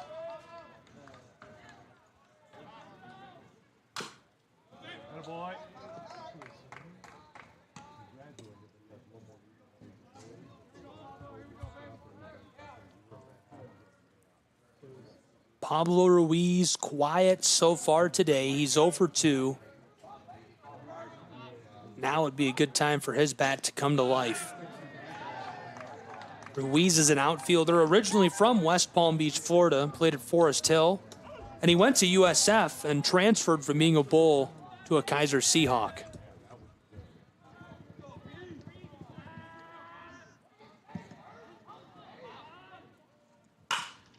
The 3-1 left side, and the play for the single as Kroll extends himself off the base. Ruiz couldn't make it.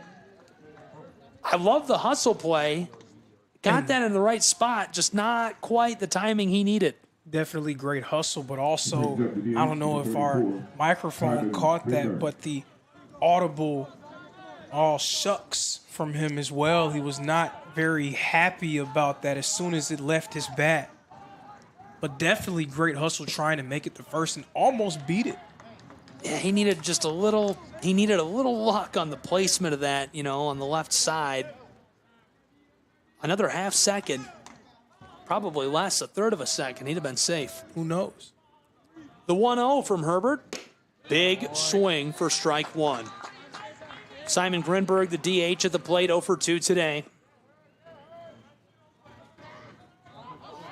So now at this point in the game, your team trailing and also kind of seems like you're fading away a little bit. Grinberg, left side. That's a little bloop into the edge of the outfield, and he is on the bag over at 1. 1 down, 1 on board for the Kaiser Seahawks. And at a crucial time, as you're talking about that right now, Kenny DiClemente next at bat. 258 average, 34 hits this year, 33 RBIs. And that single was just what the doctor ordered for the Seahawks. It seemed like they were fading away a little bit. When you talk about one team rising to the occasion, the other one sort of falling a little bit, fading away. That's what we were just seeing with Kaiser. Grinberg keeping the Seahawks in the fight. 1 down, that one's low into the turf.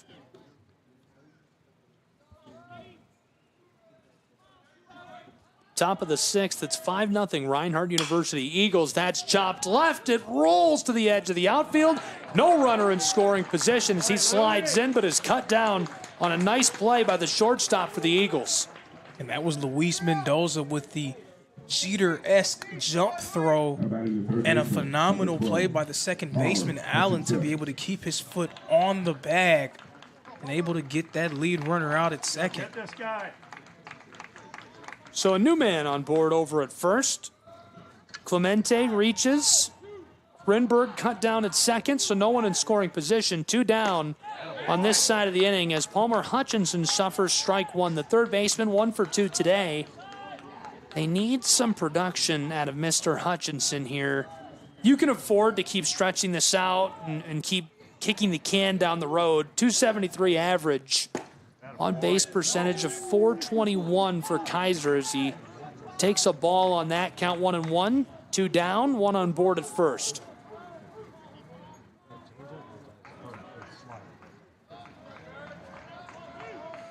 Long way from the finish line, but some action here would really help Kaiser. This is up the line, left field. He's racing down towards Kroll and does not win said race, as we'll take a break and be back in just a moment at Ken White Field in Waleska, Georgia.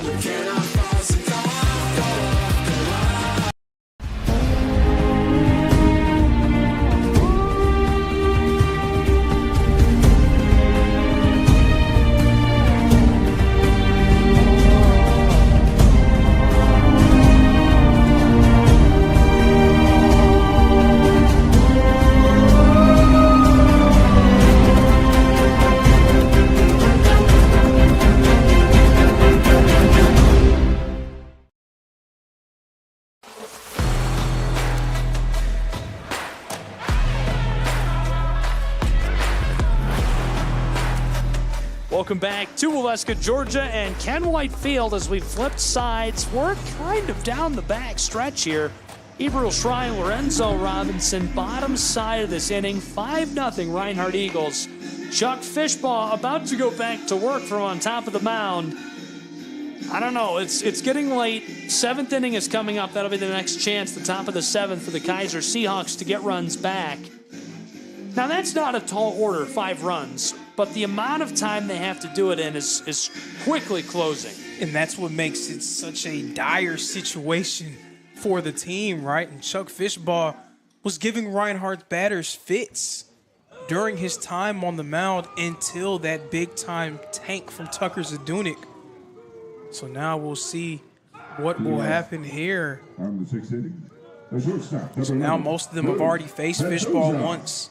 So are they a little bit more comfortable facing off against him and his unique delivery? Well, speaking of tanks, this guy has been a tank this year and hit one earlier already. He's 1 for 2 on the day with a ribby.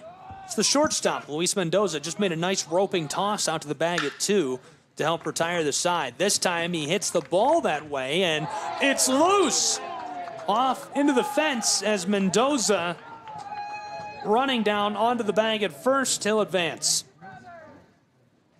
And those are the kind of mistakes that at this point in the season definitely can come back to bite you. You're already facing off against one of the better teams in the country. The last thing that you can do is make it easier for them. Allowing Mendoza to advance on that error, definitely something that Reinhardt will take. This is Mr. Matty Mauter, also an RBI, 1 for 2 on the day. Mauer from Stony Brook. Right side, play down at 1. He will not win that race. The tag, and he advances a runner in prime scoring position over on 3. Mauer with a little sack to get him down there into that real estate. And that's what that play was all about right there, trying to get that lead runner in an even more threatening position. So now the sack in effect.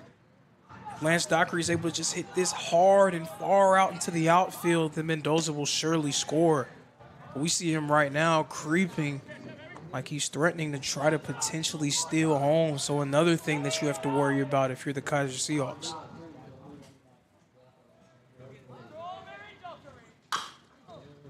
This one chopped to the left, going foul.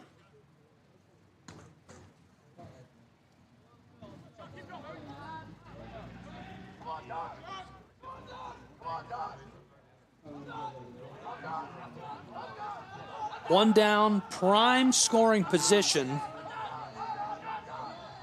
The 1-1 holds off, wanted all of that.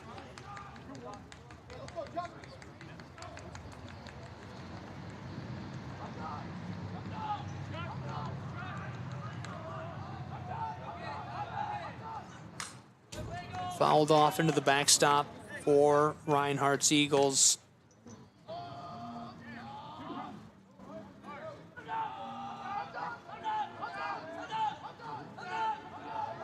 And if you're Fishball, you can really help yourself here by retiring Dockery.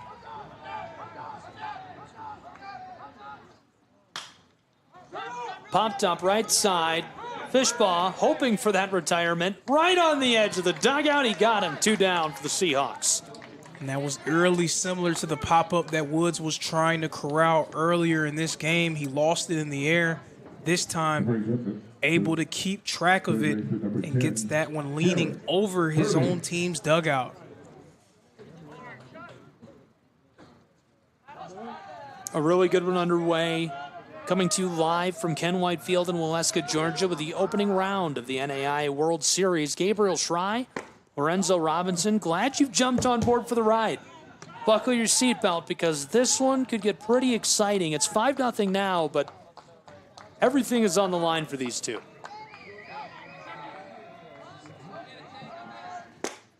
Big swing. Strike one, count 1-1. Runner on board and scoring position at 3.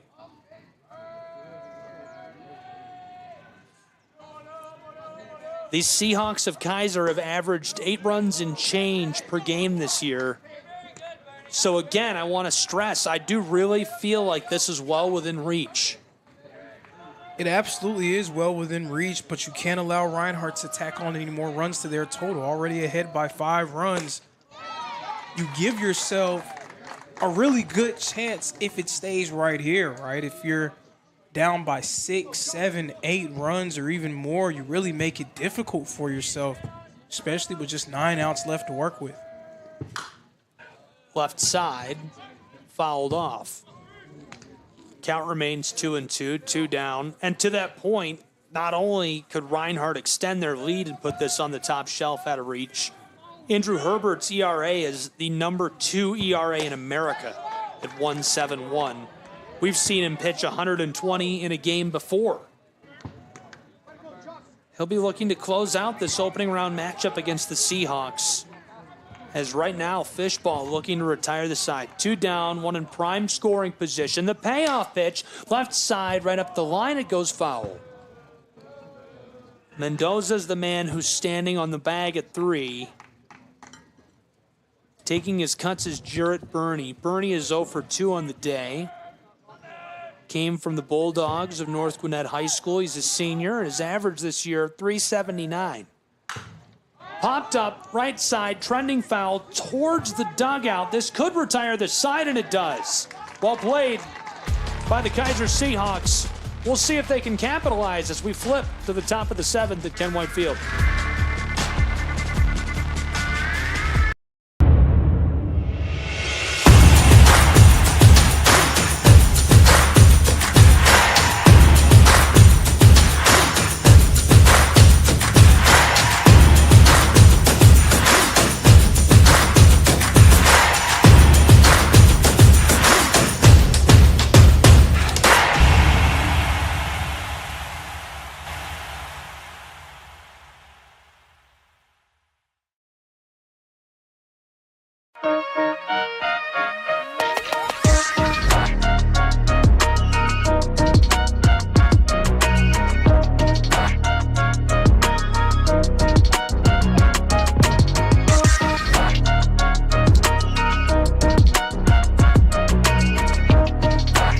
Welcome back. Coming to you live from Ken White Field in Waleska, Georgia. The beautiful campus of Reinhardt University. We're glad you're here with us. I'm Gabriel Schrei, Lorenzo Robinson alongside me. What promises to be a really thrilling conclusion. Kaiser Seahawks, Reinhardt Eagles. Both have had a really nice year.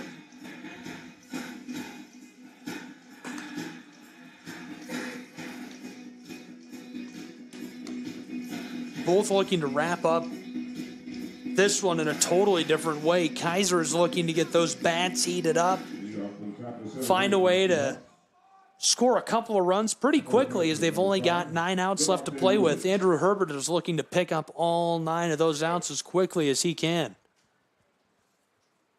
And it's super necessary, again, to try to just put something on the board, anything on the board, just to, number one, you're going to be able to take a little bit off of that deficit. But number two, just to prove to your team that you can, right? It's a little bit of that mental edge that you can build if you're able to get something on the board, it's just something about having a goose egg that definitely, when you talk about your belief that you can win games like these, it definitely takes a chunk out of that belief. That goose egg is staring down Woods, who's at bat for the Keiser Seahawks, taking on number 2 in the nation, Andrew Herbert, redshirt sophomore, also that underclassman. A transfer to Reinhardt. He told us on air a few months ago after one of his big wins that he transferred here because it's such a beautiful campus. He came from Saddleback Community College, and he's initially a native of San Clemente, California. The 2-2. Wow, blast this towards the fence, back, beyond the board, it's gone. Woods is going to touch them all on the way home. It's only 1 run, but the goose egg is off the board for the Seahawks of Kaiser. And fans of Appalachian Athletic Conference baseball, they're very familiar with Jamonte Woods making plays just like that one. He had a few moonshots here in Waleska in that series between Reinhardt and Point. And right there, Woods doing what he does best. Back in one of his favorite venues, coming up big for the Seahawks. And here's a look back at that moonshot by Woods. He absolutely cranked at Herbert, stood in strong, thought he'd be able to deliver that, and Woods was able to take that and send it over the wall, out of here in the top side of the 7th inning. So none down, 1 strike. For our next in the lineup as the ball skeeters off the turf. Andrew steps off, the shortstop. Count 1-1 for him. He's 0 for 2 on the day. But like you said, momentum, a big thing in this. Obviously, it's postseason baseball. You get that goose egg off the board. That's a great feeling. Left side, capitalizing. Shortstop ropes it to first and unable to make that play. It would have been unreal if he did. And yes, getting that goose egg off the board, definitely big, but doing it in such resounding fashion, in such a loud way, being able to get on the board after a solo homer from Woods. And now another man on the board as well, a guy at first, so potentially a chance to add even more runs to their total.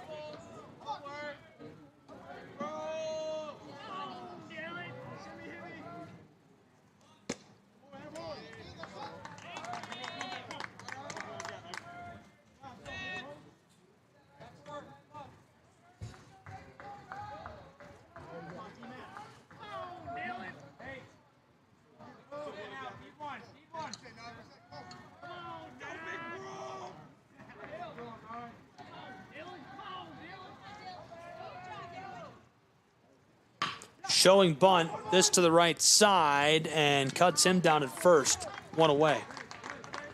And we saw Herbert initially try to see if he could make that throw over to second and get the lead runner out. Instead, just takes that safe put out at first. Number 3, Cam Derriere. Dylan Simons Get out of there. next in the order for the Kaiser Seahawks. 1 on board and scoring position out at second in the top of the 7th inning. Woods homered to right center a moment ago. Andrew singled to the shortstop. Simons grounded out. The sack put Andrew out on board at second. This is Cam Verrier. I said Simons was at bat still a moment ago. I apologize. Verrier is at bat. Simons is the one who just grounded out. Big swing for strike 1. And we've spoken about this before, where when you talk about hits that you can give up in games or the type of home runs, you never want to give up a home run, but if there's one that you would give up, it's a solo shot, right? Especially with a 5-run lead that you're carrying. Right up the middle, diving. He's able to get onto the ball. The play at first, unable to make it. So Kaiser in good form in the top side of the 7th inning. The bats are working for the Seahawks as Herbert comes together with Nash Kroll. And that was tremendous hustle by Mercerio Allen trying to make that play and make that throw at first, just not in time. Runners in the corners with 1 out on the board. Big-time situation and a big-time chance for Kaiser to put themselves in a position that they haven't been in all game long. Top of the 7th, it's 5-1 with runners on the corners. This is Seth Lucero. A huge situation for Kaiser. How many more times are you going to get runners on the corners or even 2 on board in this game? Especially against a pitcher who's been as stellar this year as Andrew Herbert. Anytime that you're able to get guys on base against him, you need to be able to take advantage. And we'll see our first meeting with Mr. Andrew Herbert on the mound as Coach Burton comes out of the dugout. Seth Lucero this season at .338 average, 30 RBIs, 72 hits, including 1 today. And there's nobody in the bullpen working, so it seems like this conversation will just be a bit of a reset. Coach Burton just having a conversation with his pitcher. And I remember we spoke with Andrew Herbert earlier this year after the Southeastern game, and he said that these conversations are normally very calm. He just tries to tell him to lock back in, refocus, and settle in. Looks like that's exactly what that conversation was about. Coach Burton giving his ace a bit of a tap on the chest, telling him you're going to be okay, get us out of this jam, and he's going to trust him as he's trusted him all throughout his collegiate career so far. Brooke Fordyce watching that meeting from the opposing dugout for the Seahawks. He's had a nice career, over 200 wins with Keiser University. Reached the World Series back in 2021. Reached the regional in 2022. Back in it this year and looking to make it all the way. The 1-1 pitch is outside for a ball. 1 down. Runners on the corners of the Keiser Seahawks. And this is, don't mistake this, folks. This is a prime opportunity for Kaiser. 1 down, top of the 7th, runners on the corners. Lucero holds off. 1 for 2 on the day.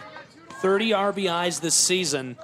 3 here would put us into a tight ball game down the stretch. It would make it 1 run separating these two.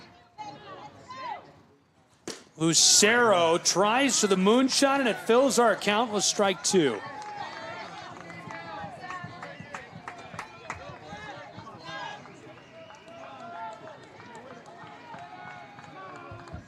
One down, runners on the corners, a full count as Andrew Herbert works from the mound. Checking in, making sure the man on board at first is comfortable. Man, it was a very uncomfortable situation, too. It seemed like he may have gotten very off the bag. Bang, bang play. Herbert, 5 Ks today. He is over 90 pitches. Delivered for the walk, and it loads the bases at Ken White Field. For the Keiser University Seahawks, they trail by just 4 runs, and this represents the tying run. A man who's been quiet today, the center fielder. He's had bad luck, honestly. He slipped on a play down towards the wall that allowed Reinhardt to get into scoring position. He's 0 for 3 on the day. He is somebody who is due for a big play. A .340 average this season, 55 RBIs, and 70 hits. When we talk about being able to find your way out of adversity and being able to handle adverse situations, well, this is a Kaiser team and a program that has seen the highs and the lows of the sport already this season. Again, started the year 14-2, tailed off a little bit midway through the season, entered conference championship week squarely on the bubble, and earned their way into the NAIA opening round. So they've been able to overcome adversity all season long, and they want to prove that today things are no different going up against the top seed here in the Waleska bracket. Herbert is at 91 pitches as Burton and his staff taking to the mound, talking to him. In the late stages of this one, 1 down already in the top of the 7th inning. The bases are loaded as they will end the day of Mr. Andrew Herbert. And what a day it was for the number 2 pitcher by ERA in America. Looked really good, recorded 5 Ks, and he'll be replaced by the man from Newey, Australia, Brett Allen. And Allen has been one of the best relief pitchers in the entire country this year. And he comes in a spot, another guy that Coach Burton has a very high level of trust in, a lot of faith in Brett Allen and what he's able to do. and with good reason because of the way that Allen's been able to play throughout the year. This is going to be Allen's 26th appearance of the season, so he's by far the most utilized pitcher on the staff for the Eagles. And an ERA of 2.61. We've heard from Allen's parents a lot this year. They always let us know when they're tuned in from Newey, Australia. They tag us on Twitter at SESN Sports. We would love to hear from you if you're watching from somewhere interesting. Obviously, Newcastle, Australia is probably near the top end of that list as far as interesting places to be tuned in from. If you are watching from somewhere really cool. Interesting, right? Interesting. It's got to be interesting. You know, no offense to anyone who lives here, but, you know, I don't really want to know if you're watching from Calhoun, Georgia. Whoa, hey, I like Calhoun. No, I'm just kidding. I mean, I got love for Calhoun, but it's just, you know, that's not really interesting. That's up the road. I think that's a hop, skip, and a jump. Yellow Jackets. Yellow Jackets. Or Jasper. I don't want to hear if you're watching from Jasper. Give me something interesting. Hey, listen, ETC is carrying the game. Well, obviously all of our right? local viewers are like, come on, I want to tweet at you guys. Oh, you could definitely say something. We would love to hear from you. We just probably won't shout it out. We might if nobody is watching from somewhere super cool. Australia kind of takes the cake, though. It's 3 a.m. their local time right now, I believe. So they are up and at 'em and tuned in for Mr. Brett Allen from Newcastle. We'll see what he can do. Count as 1-0 as Pablo Ruiz returns to the plate. This is as tough of a situation as I think you can step into, save for literally a World Series game.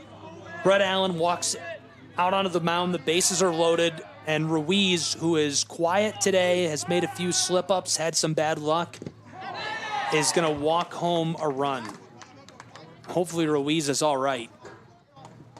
And that's definitely not an ideal way to start the outing for Brett Allen, striking Ruiz and allowing the Seahawks to get another run across. But you want to try to see if he can have short-term memory here. You just have to be able to flush that play and do what you can do to get one out and then potentially another one. But now if you're Kaiser, you have to feel really good about where you are. Now the batter represents the go-ahead run. That's a tough way to start the outing in the top of the 7th for Allen. Walking home a run, it makes it a 3-run ball game. The bases remain loaded. Ruiz on the bag at 1. Simon Grinberg at the plate. Grinberg suffers strike 2. Nice delivery by Allen, cutting through that strike zone.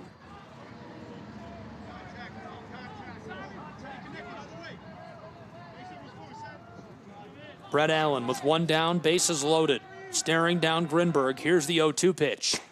Big swing, and now 2 down as Grinberg can't get the barrel of the bat onto the ball. He's back to the dugout. That was crucial there. That eliminates the sack as an option for Kaiser. Come on, Don. 5 home runs this year, 33 RBIs, 34 hits, and an average of 258 for Kenny. He takes strike 1. Allen off to a hot start. They bring in the closer. Accidentally hits Ruiz, who is at the plate, and sends him up to first, walking home a run, but now looking good. Top of the 7th, 2 down, and that retires the side. What a play. Brett Allen goes to Nash Kroll. We flip.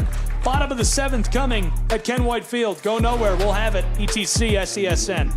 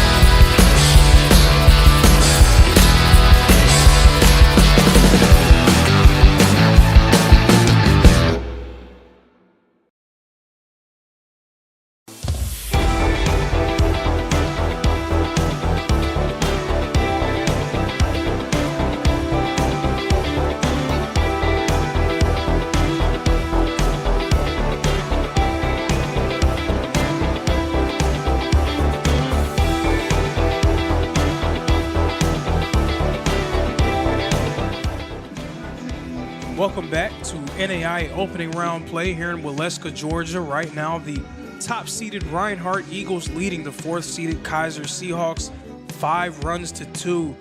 Kaiser able to get on the board by way of a solo shot from Jamonte Woods. From there, they were able to load the bases and scored another run after reliever Brett Allen struck Pablo Ruiz. So Kaiser able to get 2 runs on the board, now trailing by 3. The Eagles in need of some insurance here in the bottom of the 7th inning. Marcerio Allen coming up to the plate for the Reinhardt Eagles. Allen 1 for 2 so far today.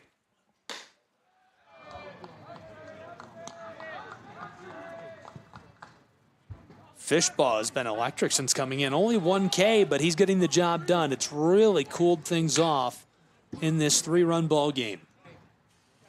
And it just seems like the unique arm slot and the unique delivery that he has kind of provided a riddle for Reinhardt, and they're trying to figure out the best way to solve it. No one has really been able to do it other than Tucker Zdunek.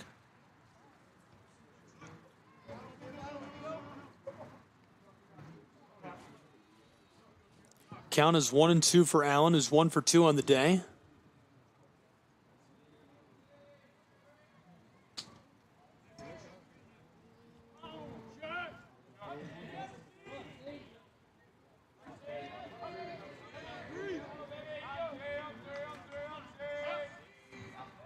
Here's the 1-2 pitch. Big swing, and that going to send him back to the dugout as he strikes out.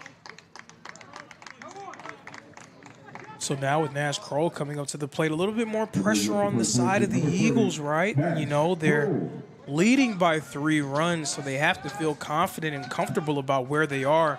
But with that being said, you don't want to put yourself in a position to where you're clinging to an advantage. You want to be riding high going into those last 2 innings. You cannot feel comfortable with a 3-run lead, especially against a team that has been as consistent offensively as Kaiser has been all year long. As much as it felt like Reinhardt was due to make something happen, it also feels like Kaiser is due for something as well. And Kroll already behind on the count, 0-2.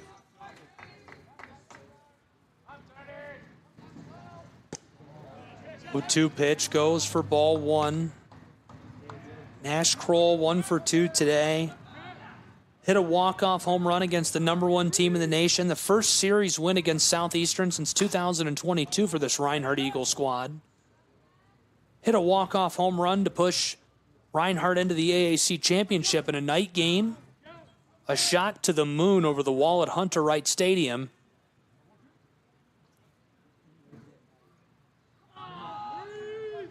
Right now battling to bolster the lead of the Eagles. The Keiser Seahawks were able to get that egg off the board. Fouled off right side, and he stays alive as it goes up into the twine.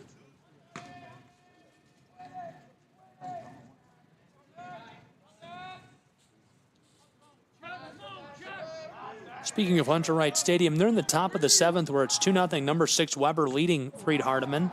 Kroll takes a shot to the hip, and he'll take his place on the bag at 1. And that's what you can't do. You can't allow Reinhardt to get free bases like that, especially when they have talented batters up and down their lineup. So you potentially could have tried to have gotten Kroll out there instead, putting yourself in a position where Zdunek can add even more runs to Reinhardt's total. We already saw him go yard 1 time. What does he have in store for an encore?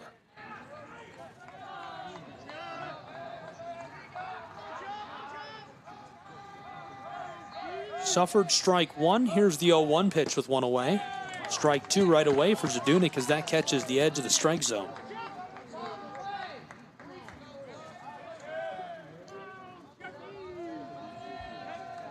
One down, Kroll on board at first. Zdunek at the plate. Fishbaugh with 2 Ks on the day. Here's the 0-2. Fishbaugh puts that just outside of the strike zone for ball 1. And that one, an off-speeder clocking at 70 miles an hour.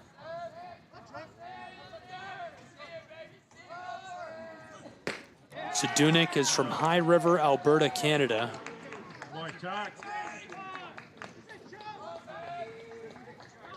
It's 2 takes in a row from Zadunik. I would definitely expect him to swing here in this 2-2 count. Big swing. Sends him back to the dugout. 2 down now for the Keiser Seahawks.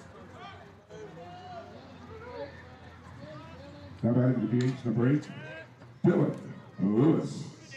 And Reinhardt's very capable of being able to get themselves out of situations, and Brett Allen has been one of the best relievers in the entire country throughout this year. But you put a lot of pressure on Brett Allen if you're not able to string at least one insurance run on the board, or maybe even string a few together. You're putting a lot of pressure on him to keep a 3-run advantage against one of the best offensive teams in the country.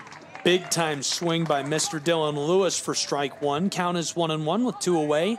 Kroll, who is from Nova Scotia, that's Canada, over on the bag at 1.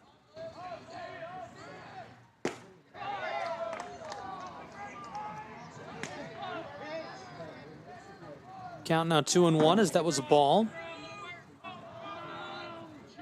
Yeah, I mentioned earlier 8.2 runs per game this season for the Keiser Seahawks, as that one rattles all around off bodies. Umpire's clean.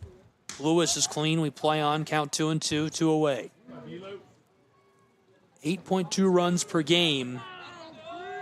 Take that stat and compare it to the ERA of Mr. Brett Allen for the Reinhardt Eagles. That retires the side. We'll do that. We'll talk about what that means and the ending stages of this one when we come back in just a moment to Ken White Field in Molesca, Georgia.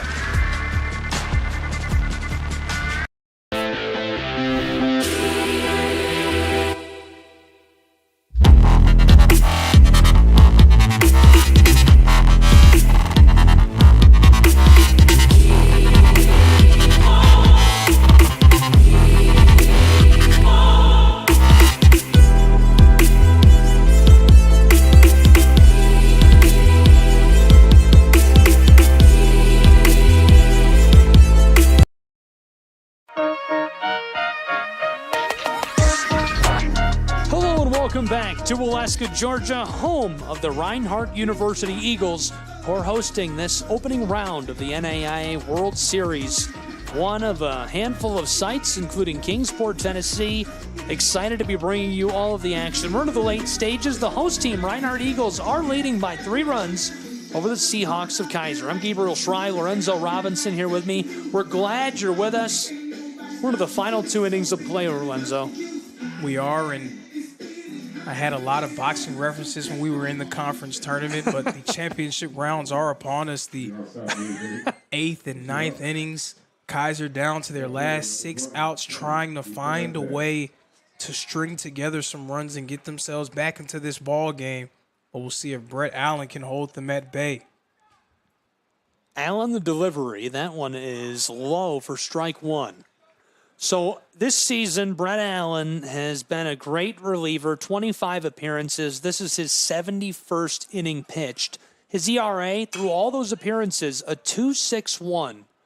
Now that stat pairs up, interestingly, not only with our score, which it's a 3-run differential, 5-2, Reinhardt leading, but also the 8.2 runs per game scored by the Kaiser Seahawks this season through 53 played. Fouled off again. Keeps him alive, strike 2.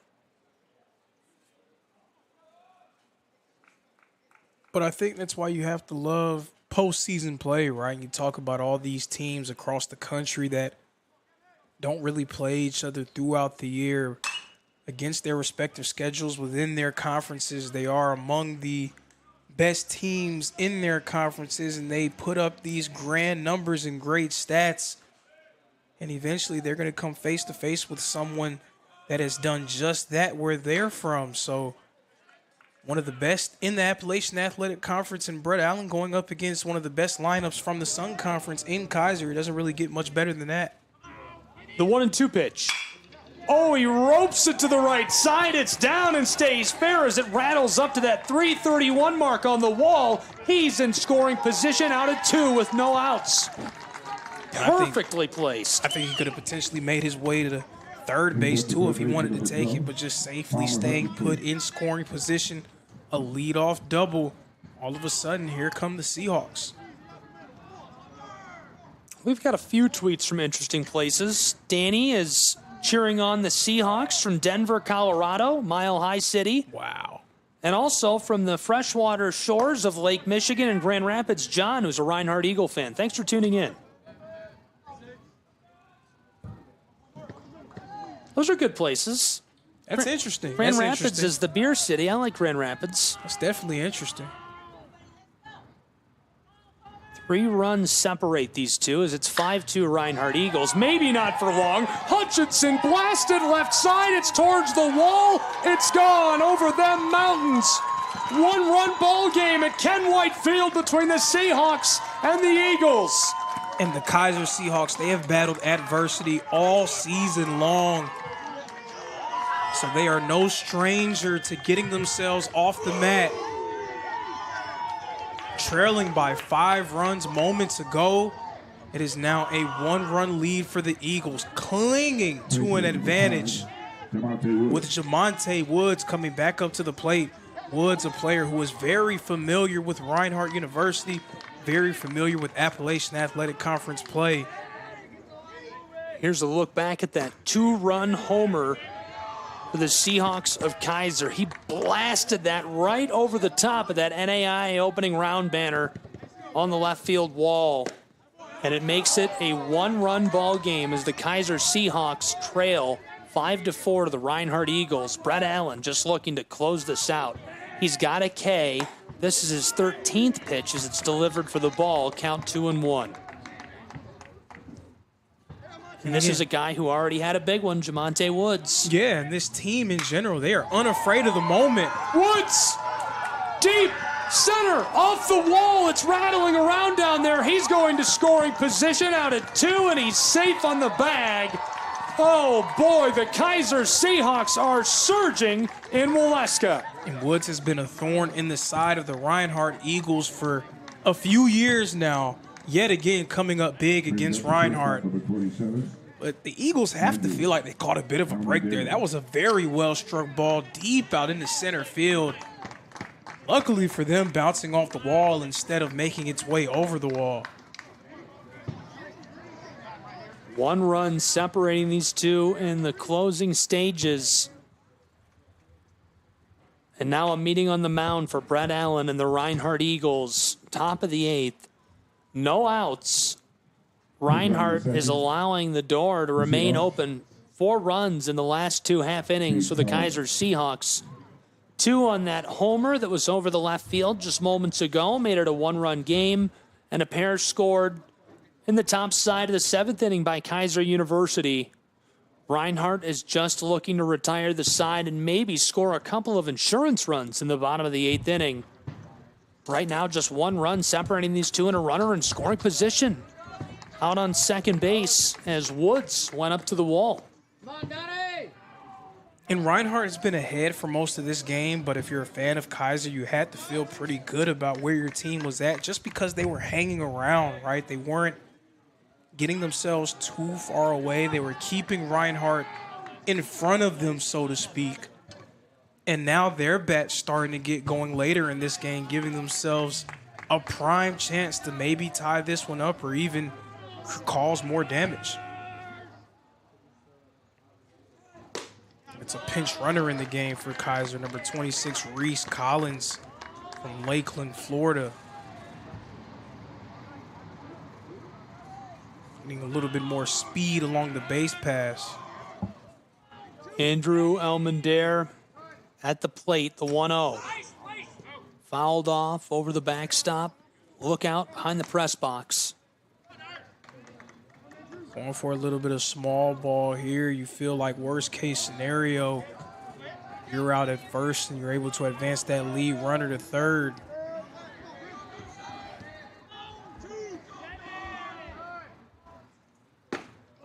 Showing bunt on the 1-1.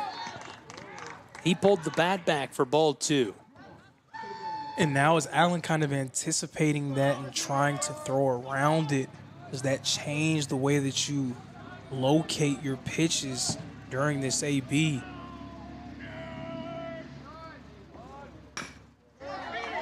right up the middle. Allen has it, roped down to first. It's off. And Kroll stays put as the run coming home. Tagged out. What a play by Matty Maurer. And Kroll with a heads up. Didn't waste any time focusing on the missed play at one. He instead goes right back to home plate. Able to cut him down. That's big-time stuff for Reinhardt to keep it a one-run ball game. Big time is absolutely correct. And when you talk about plays that are turning point plays in games and in seasons, if Reinhardt is able to make a run in this tournament, maybe you point back to a play like that as being one of the biggest plays of the year. Kaiser a chance to tie the game up and getting the out at home. Just a tremendous play as well by Nash Kroll. And that's part of that short-term memory that great players have. You don't want to dwell on, oh, man, I wasn't able to stay on the bag and make the play at first. He was able to have the presence of mind to go find that ball and throw that one on a rope to Matty Maurer. The 0-1 pitch delivered. It goes low outside of the zone for the ball. One away, one on board for the Seahawks of Kaiser. Checking in at Hunter Wright Stadium in Kingsport, Tennessee, another nearby host site. 3-0, number 6 Warriors leading Freed Hardeman's Lions. They're into the top of the 8th inning there. You can watch that on SCSN as well. Steve Wilmoth on the call. Local radio legend for Tri-Cities Radio. We've got a one-run ball game into the very closing, tight stages of this one. Oh, boy, he pulls off. Ump says that's a strike. Count 2-2. And if you're Brett Allen, that has to help you breathe a little bit easier, right? Not having a runner in scoring position in a threatening spot. So now maybe he can just settle in a little bit on the mound. And Simons, left side of the mound, scooped up, and a throw down to first, taking his time before saying he's down. 2 away, 1 in scoring position, out on 2. 1 in scoring position, but Allen can get himself out of this jam by just getting the batter out at home. Big time situation here. Kaiser trying to keep the inning going, and a base hit for Kaiser likely brings in another run. Top of the 8th inning, the opening round of the NAI World Series. This host site, Waleska, Georgia. Thanks for being with us. Anyone just joining us, our simulcast today to terrestrial television, ETC3, which is LJ Telephone Company. Thank you to them for being a great partner for Reinhardt University's Eagles. And also across the SCSN digital platforms and the Reinhardt University Eagles YouTube channel. Gabriel Schrei, Lorenzo Robinson, 5-4 Reinhardt lead. Top of the 8th, runner in scoring position on 2. This is Cam Verrier, who's 2 for 3 today. And now the 0-1 pitch with 1 away. Popped up, and this is going to go foul to the left over the top of the dugout safely for Verrier.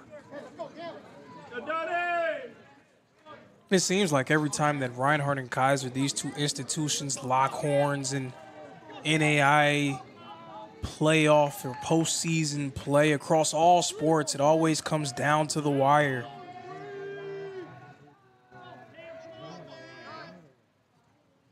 The 0-2 pitch is zipped, but outside of that zone for ball 1. Of course, you spoke about Reinhardt's lacrosse team coming up short against Kaiser just a few days ago. Reinhardt football and Kaiser football have had some great contests as well over the course of their time in NAIA postseason competition. 2 programs, 2 athletic programs that know each other very well. Yeah, I agree with that sentiment. I think it was already a thing, but having them here at the host site and really starting to feel like there's something there between the Seahawks and the Eagles. Both birds, primary color of blue. That fills our count up 3-2, 2 down. Top of the 8th, 1 in scoring position, out on 2nd.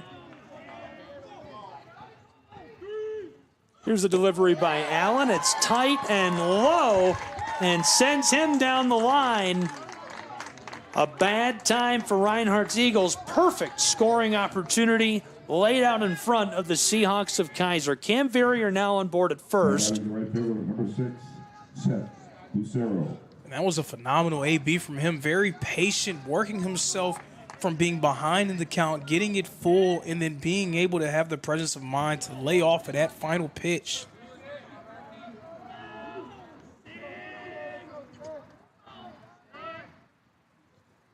Lucero steps off as that one's outside of the zone. So 2 on board for the Seahawks of Kaiser. And now a meeting on the mound for Brett Allen, who's got 2 down and just looking to send us to the bottom side of this inning. John Burton has had a really nice year.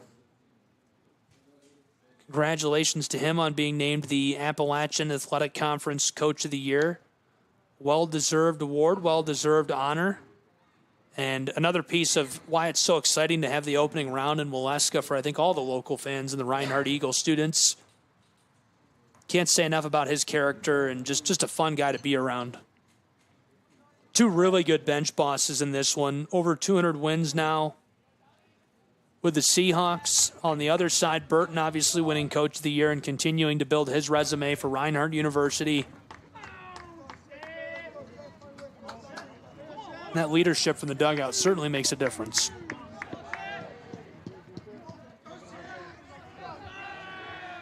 Two down, 2 on board, 1 in scoring position, the 1-0. Strike 1. Seth Lucero, 1 for 3 today. He's been struck out twice, and he is not afraid to get after it. When you look at the bracket, if you just were able to take a gander at it before these games took place, you would look at this Waleska bracket and say that it was one of the more intriguing coming into this week, right? You talk about a team in Jessup finished 12th in the final NAI top 25, a team that was vying for one of those final 1 seeds. Point Park, a team that has 41 wins on the year. They've been phenomenal all throughout this season. And Kaiser, who has been able to play their way into the tournament. Well, that retires the side as he gets after it. 1 run separating the Eagles of Reinhardt University and the Seahawks of Kaiser. We'll be back with the bottom side of the 8th in just a moment from Ken White Field. Don't go anywhere.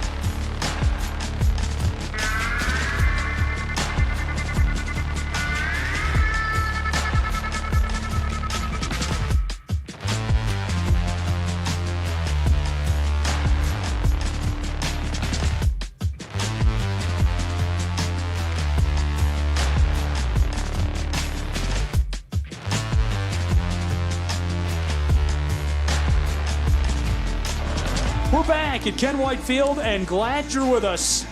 The playoffs are here in full swing, the action and the drama coming to a crescendo. Live from Waleska, Georgia, the campus of Reinhardt University. Gabriel Schrei, Lorenzo Robinson. The bottom of the 8th is now between the Kaiser Seahawks and Reinhardt Eagles.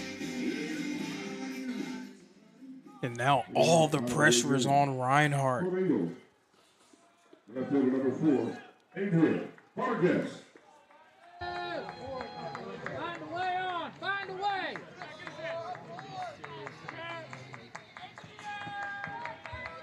Adrian Vargas, the first to appear at the plate for the Reinhardt Eagles. He's 1 for 3 on the day. And right away, Chuck Fishbaugh delivers a strike. He's got 4 Ks. That was his 61st pitch. Can Fishbaugh close this out for the Seahawks of Kaiser? Fishbaugh, this one is outside of the zone, so the count now 1-1. Eagles in desperate need of being able to add an insurance run to their total. Chuck, the 1-1, fouled off. Strike 2 for Adrian Vargas. It's Kaiser, they've scored 2 runs in each of the last 2 innings. They have 11 hits overall in this game now.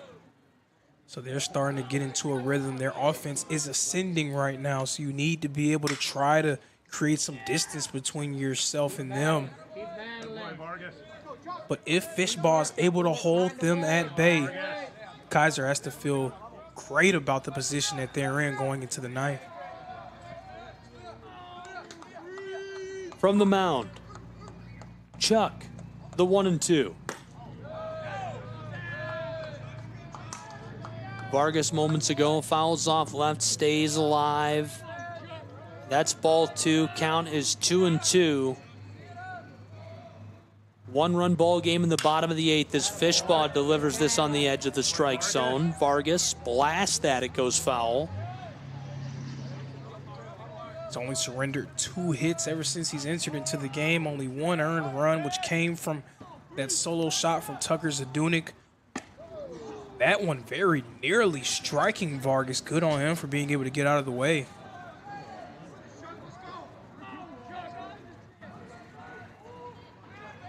But Fishbaugh has confounded the Eagles here today in a full count. Vargas, and that is roped out into the edge of the outfield. The payoff pitch paying off for Chuck Fishbaugh and the Keiser Seahawks.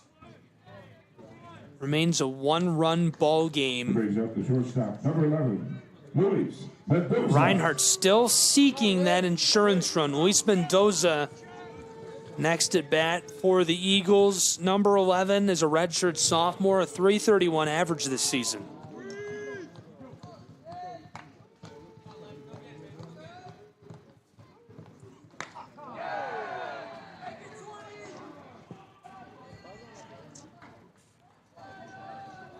Mendoza walking up that line, and he will take his place over at 1. 1 on board, 1 down. Matty Maurer next in the order for the Reinhardt Eagles. 67 pitches for Fishbaugh. And he just lost a little bit of control over that one. Now Sam Kilgore going in as the pinch runner. But it just seemed like Fishbaugh lost a little bit of control of that one, just lost it in his hand. Meeting on top of the mound here, Coach Fordyce.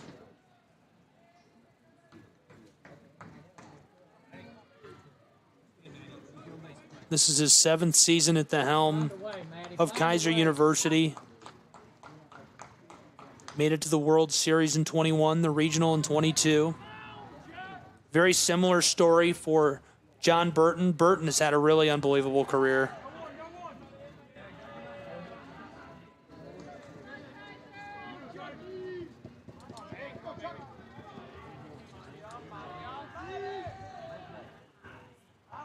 One down, 1 on board. Matty Maurer, 1 for 3 on the day. Fishbaugh delivers. Maurer pops it straight up in the center of the infield. And pitcher steps off as third base closes in on it and sends him back to the dugout. 2 down, 1 on board, 1-run ball game. The drama and the tension growing by the second from Ken Whitefield. Hello and welcome to the show. Precisely, and it seems like Coach Burton's going to go with a different look here. The pinch hitter, Will Underwood, will come in, and he's trusted Underwood in situations like these throughout the season. Attention, please. Now batting for Reinhardt, number 5, Will Underwood. Go, Willie.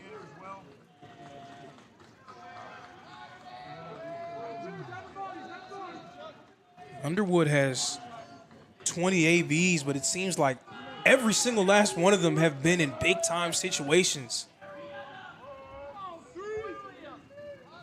He won't face a bigger situation than this one right here. Left side, it escapes. Sneaking, slipping into the outfield, and with 2 down, 2 on board, 1 in scoring position for the Reinhardt University Eagles. And showing just why his coach has that kind of trust in him to come in during these big-time situations. Underwood getting on with the single with Jared Burney coming up to the plate. Does Reinhardt have a 2-out rally in them?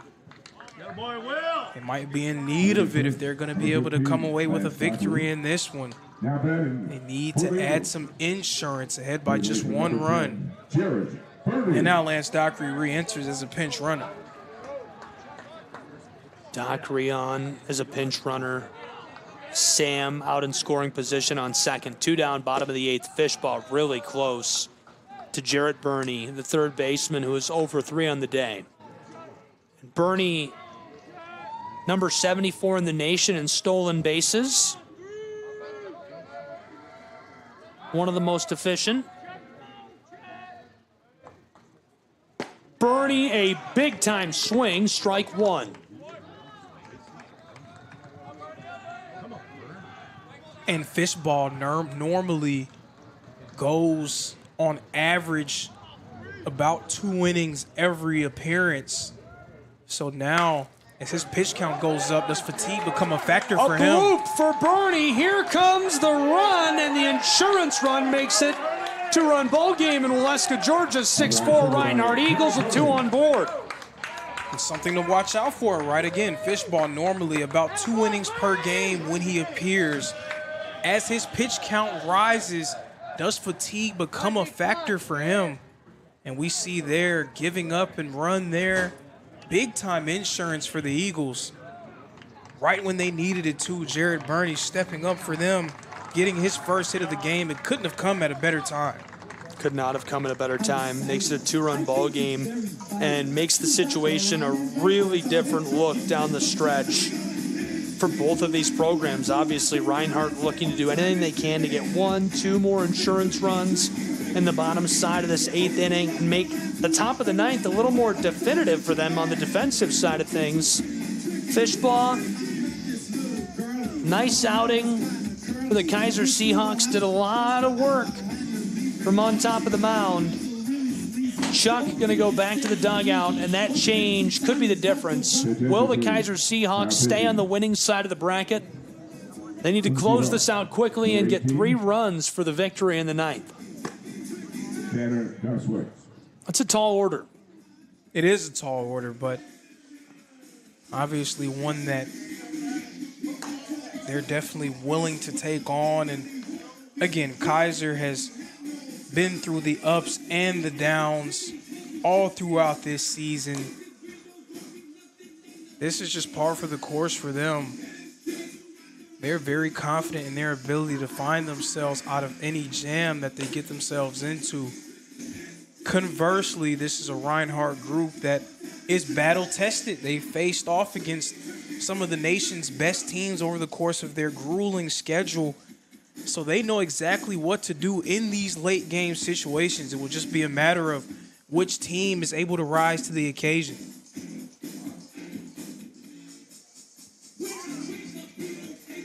Two are down, 2 are on board. And we're into the late stages from Waleska, Georgia. Thanks for being with us. Opening round baseball from Ken White Field. Gabriel Schreier, Lorenzo Robinson. 2-run ball game, 6-4 Eagles lead. Jacob Profit next in the batting order for RU.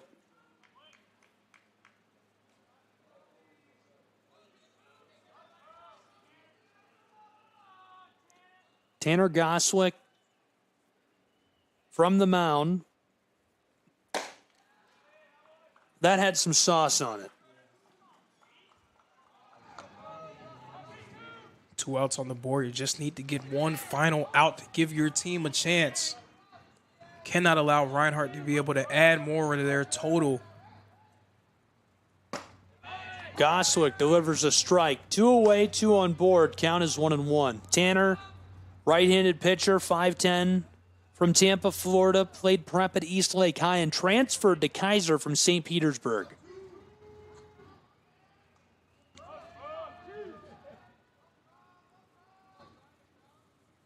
Goswick.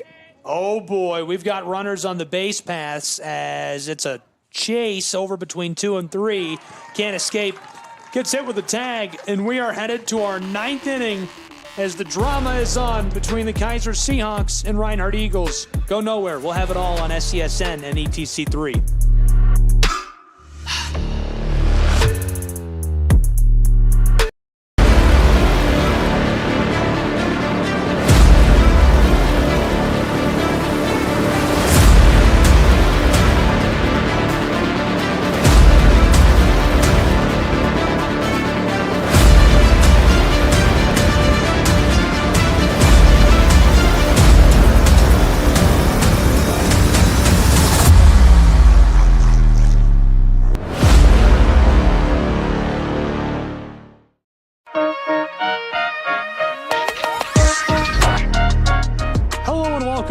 And into the top side of the 9th inning between the Keiser University Seahawks and the Reinhardt University Eagles. Southeast Sports Network ETC3.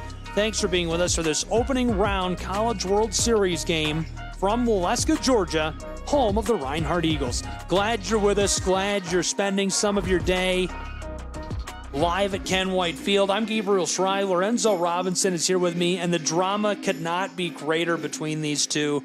It's a 2-run ball game as we enter the top of the 9th.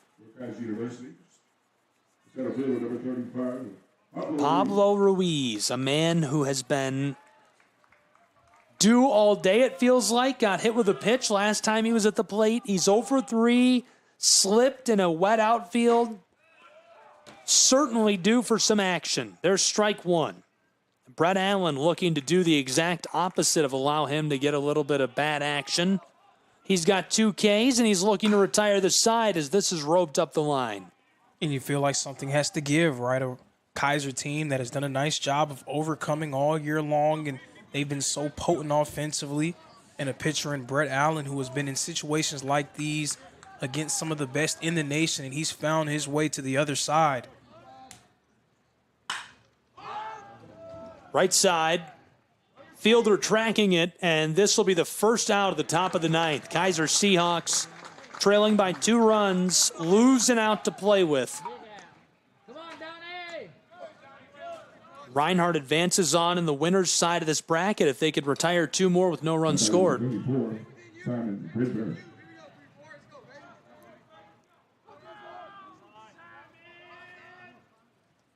The Seahawks are looking to force Reinhardt to go for the win in the bottom side of this 9th. 2 runs tie our ball game at 6 apiece. Reinhardt can either then win it in the bottom of the 9th, or we can go to extra innings in this opening round playoff matchup. This is roped right side, down fair along the line, in by the wall as Grinberg is on the bag, and now 2 for 5 on the day as he's at first. That's what you needed, able to get a guy on base. Now see if you can inch him over. As the batter coming into the batter's box represents the tying run.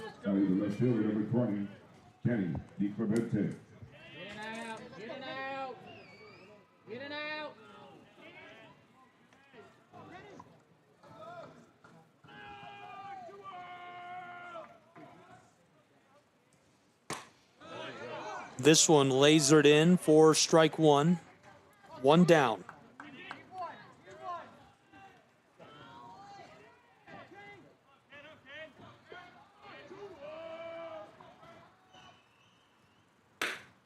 Oh, 1 pitch. 1 down, 1 on board. Weber International won 3-0 in the Kingsport site. That sets up what's going to be a great game between Weber and Tennessee Wesleyan tomorrow.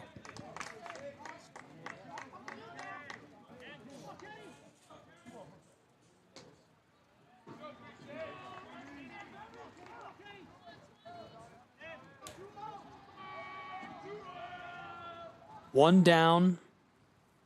The 2-1 fouled off. It was a home run derby in game 1. Walk me through the winner of that and what you expect them to see out of the winner of this. Well, the winner of that one was Point Park, the 3 seed in this bracket, and they're going to face off against whoever comes out on the other side of this staring contest we have between Reinhardt and Kaiser. I like that.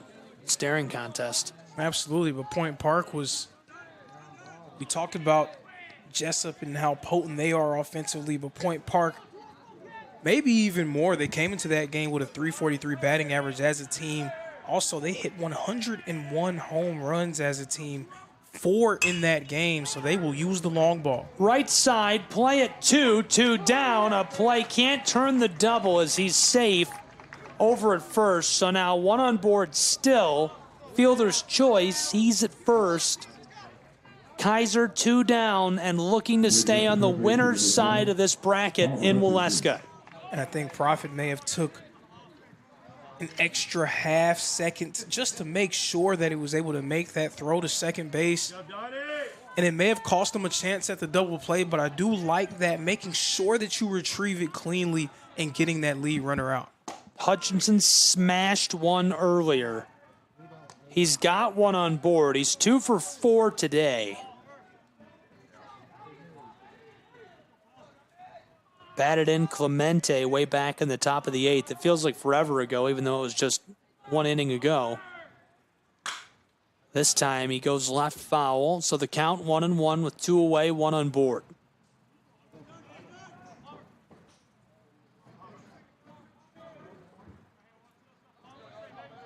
Reinhardt relatively quiet. Scored 2 runs in the first, 2 in the 4th, 1 in the 5th. And then that insurance run in the bottom of the 8th. That's strike 2.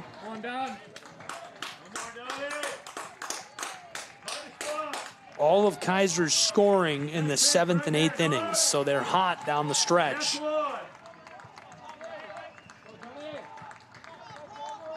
This is Palmer Hutchinson. Allen delivers the 1-2. It's outside of the zone for ball 2. 2 down, 1 on board over at 1 for Hutchinson and the Kaiser Seahawks.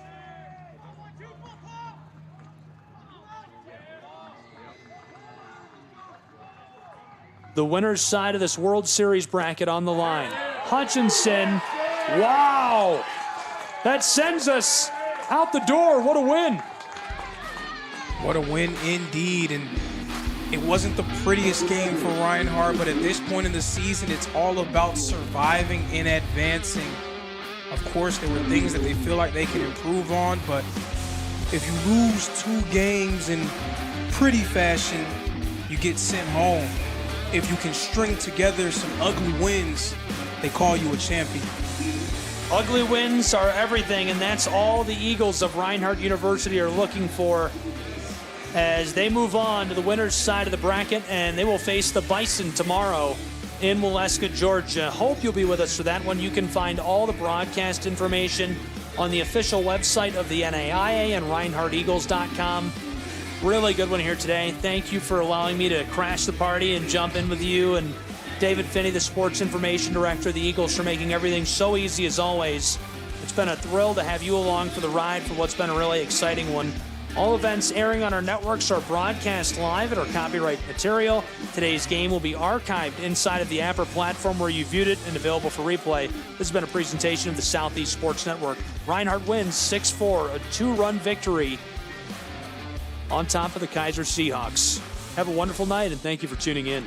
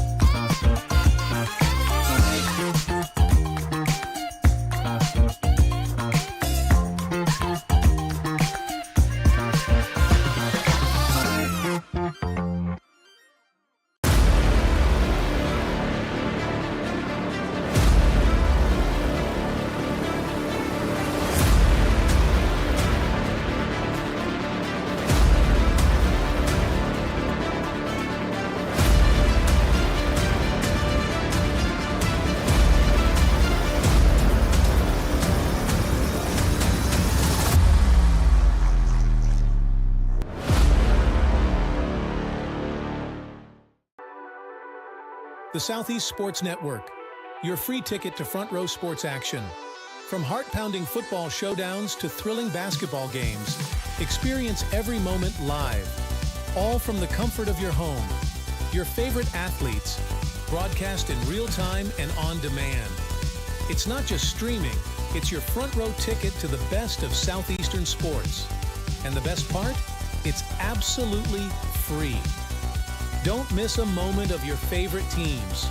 Join us now at the Southeast Sports Network. The Southeast Sports Network, your front row ticket to live sports.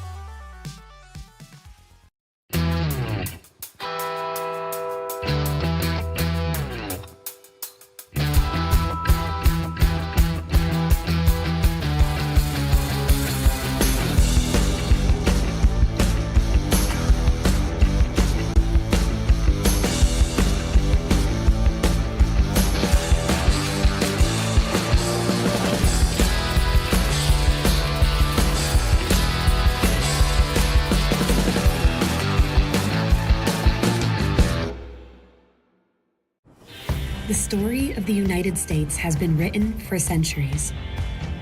Penned by millions of authors, written in every language, from every perspective. With every chapter as unique as our people and our land. Our story is one made up of many. Find yours in the USA.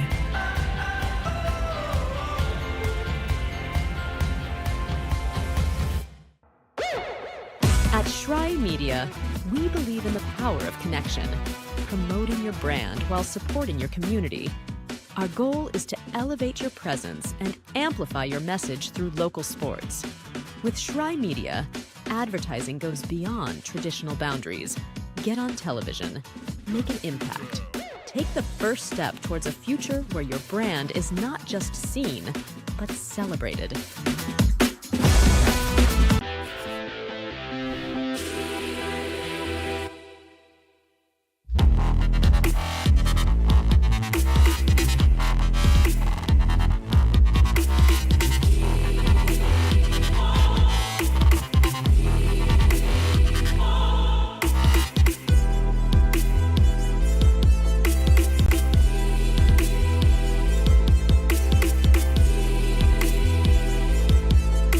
In life, things aren't scripted.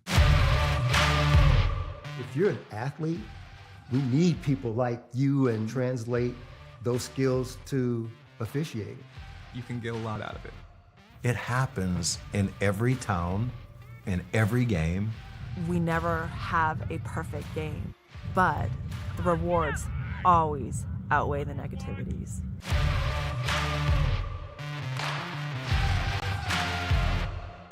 At the U.S. Center for Safe Sport, we see champions everywhere we look.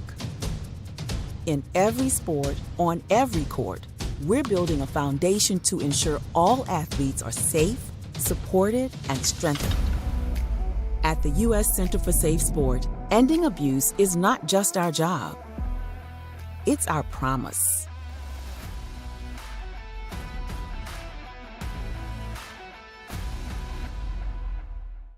A truck is a tool, but a ram is life.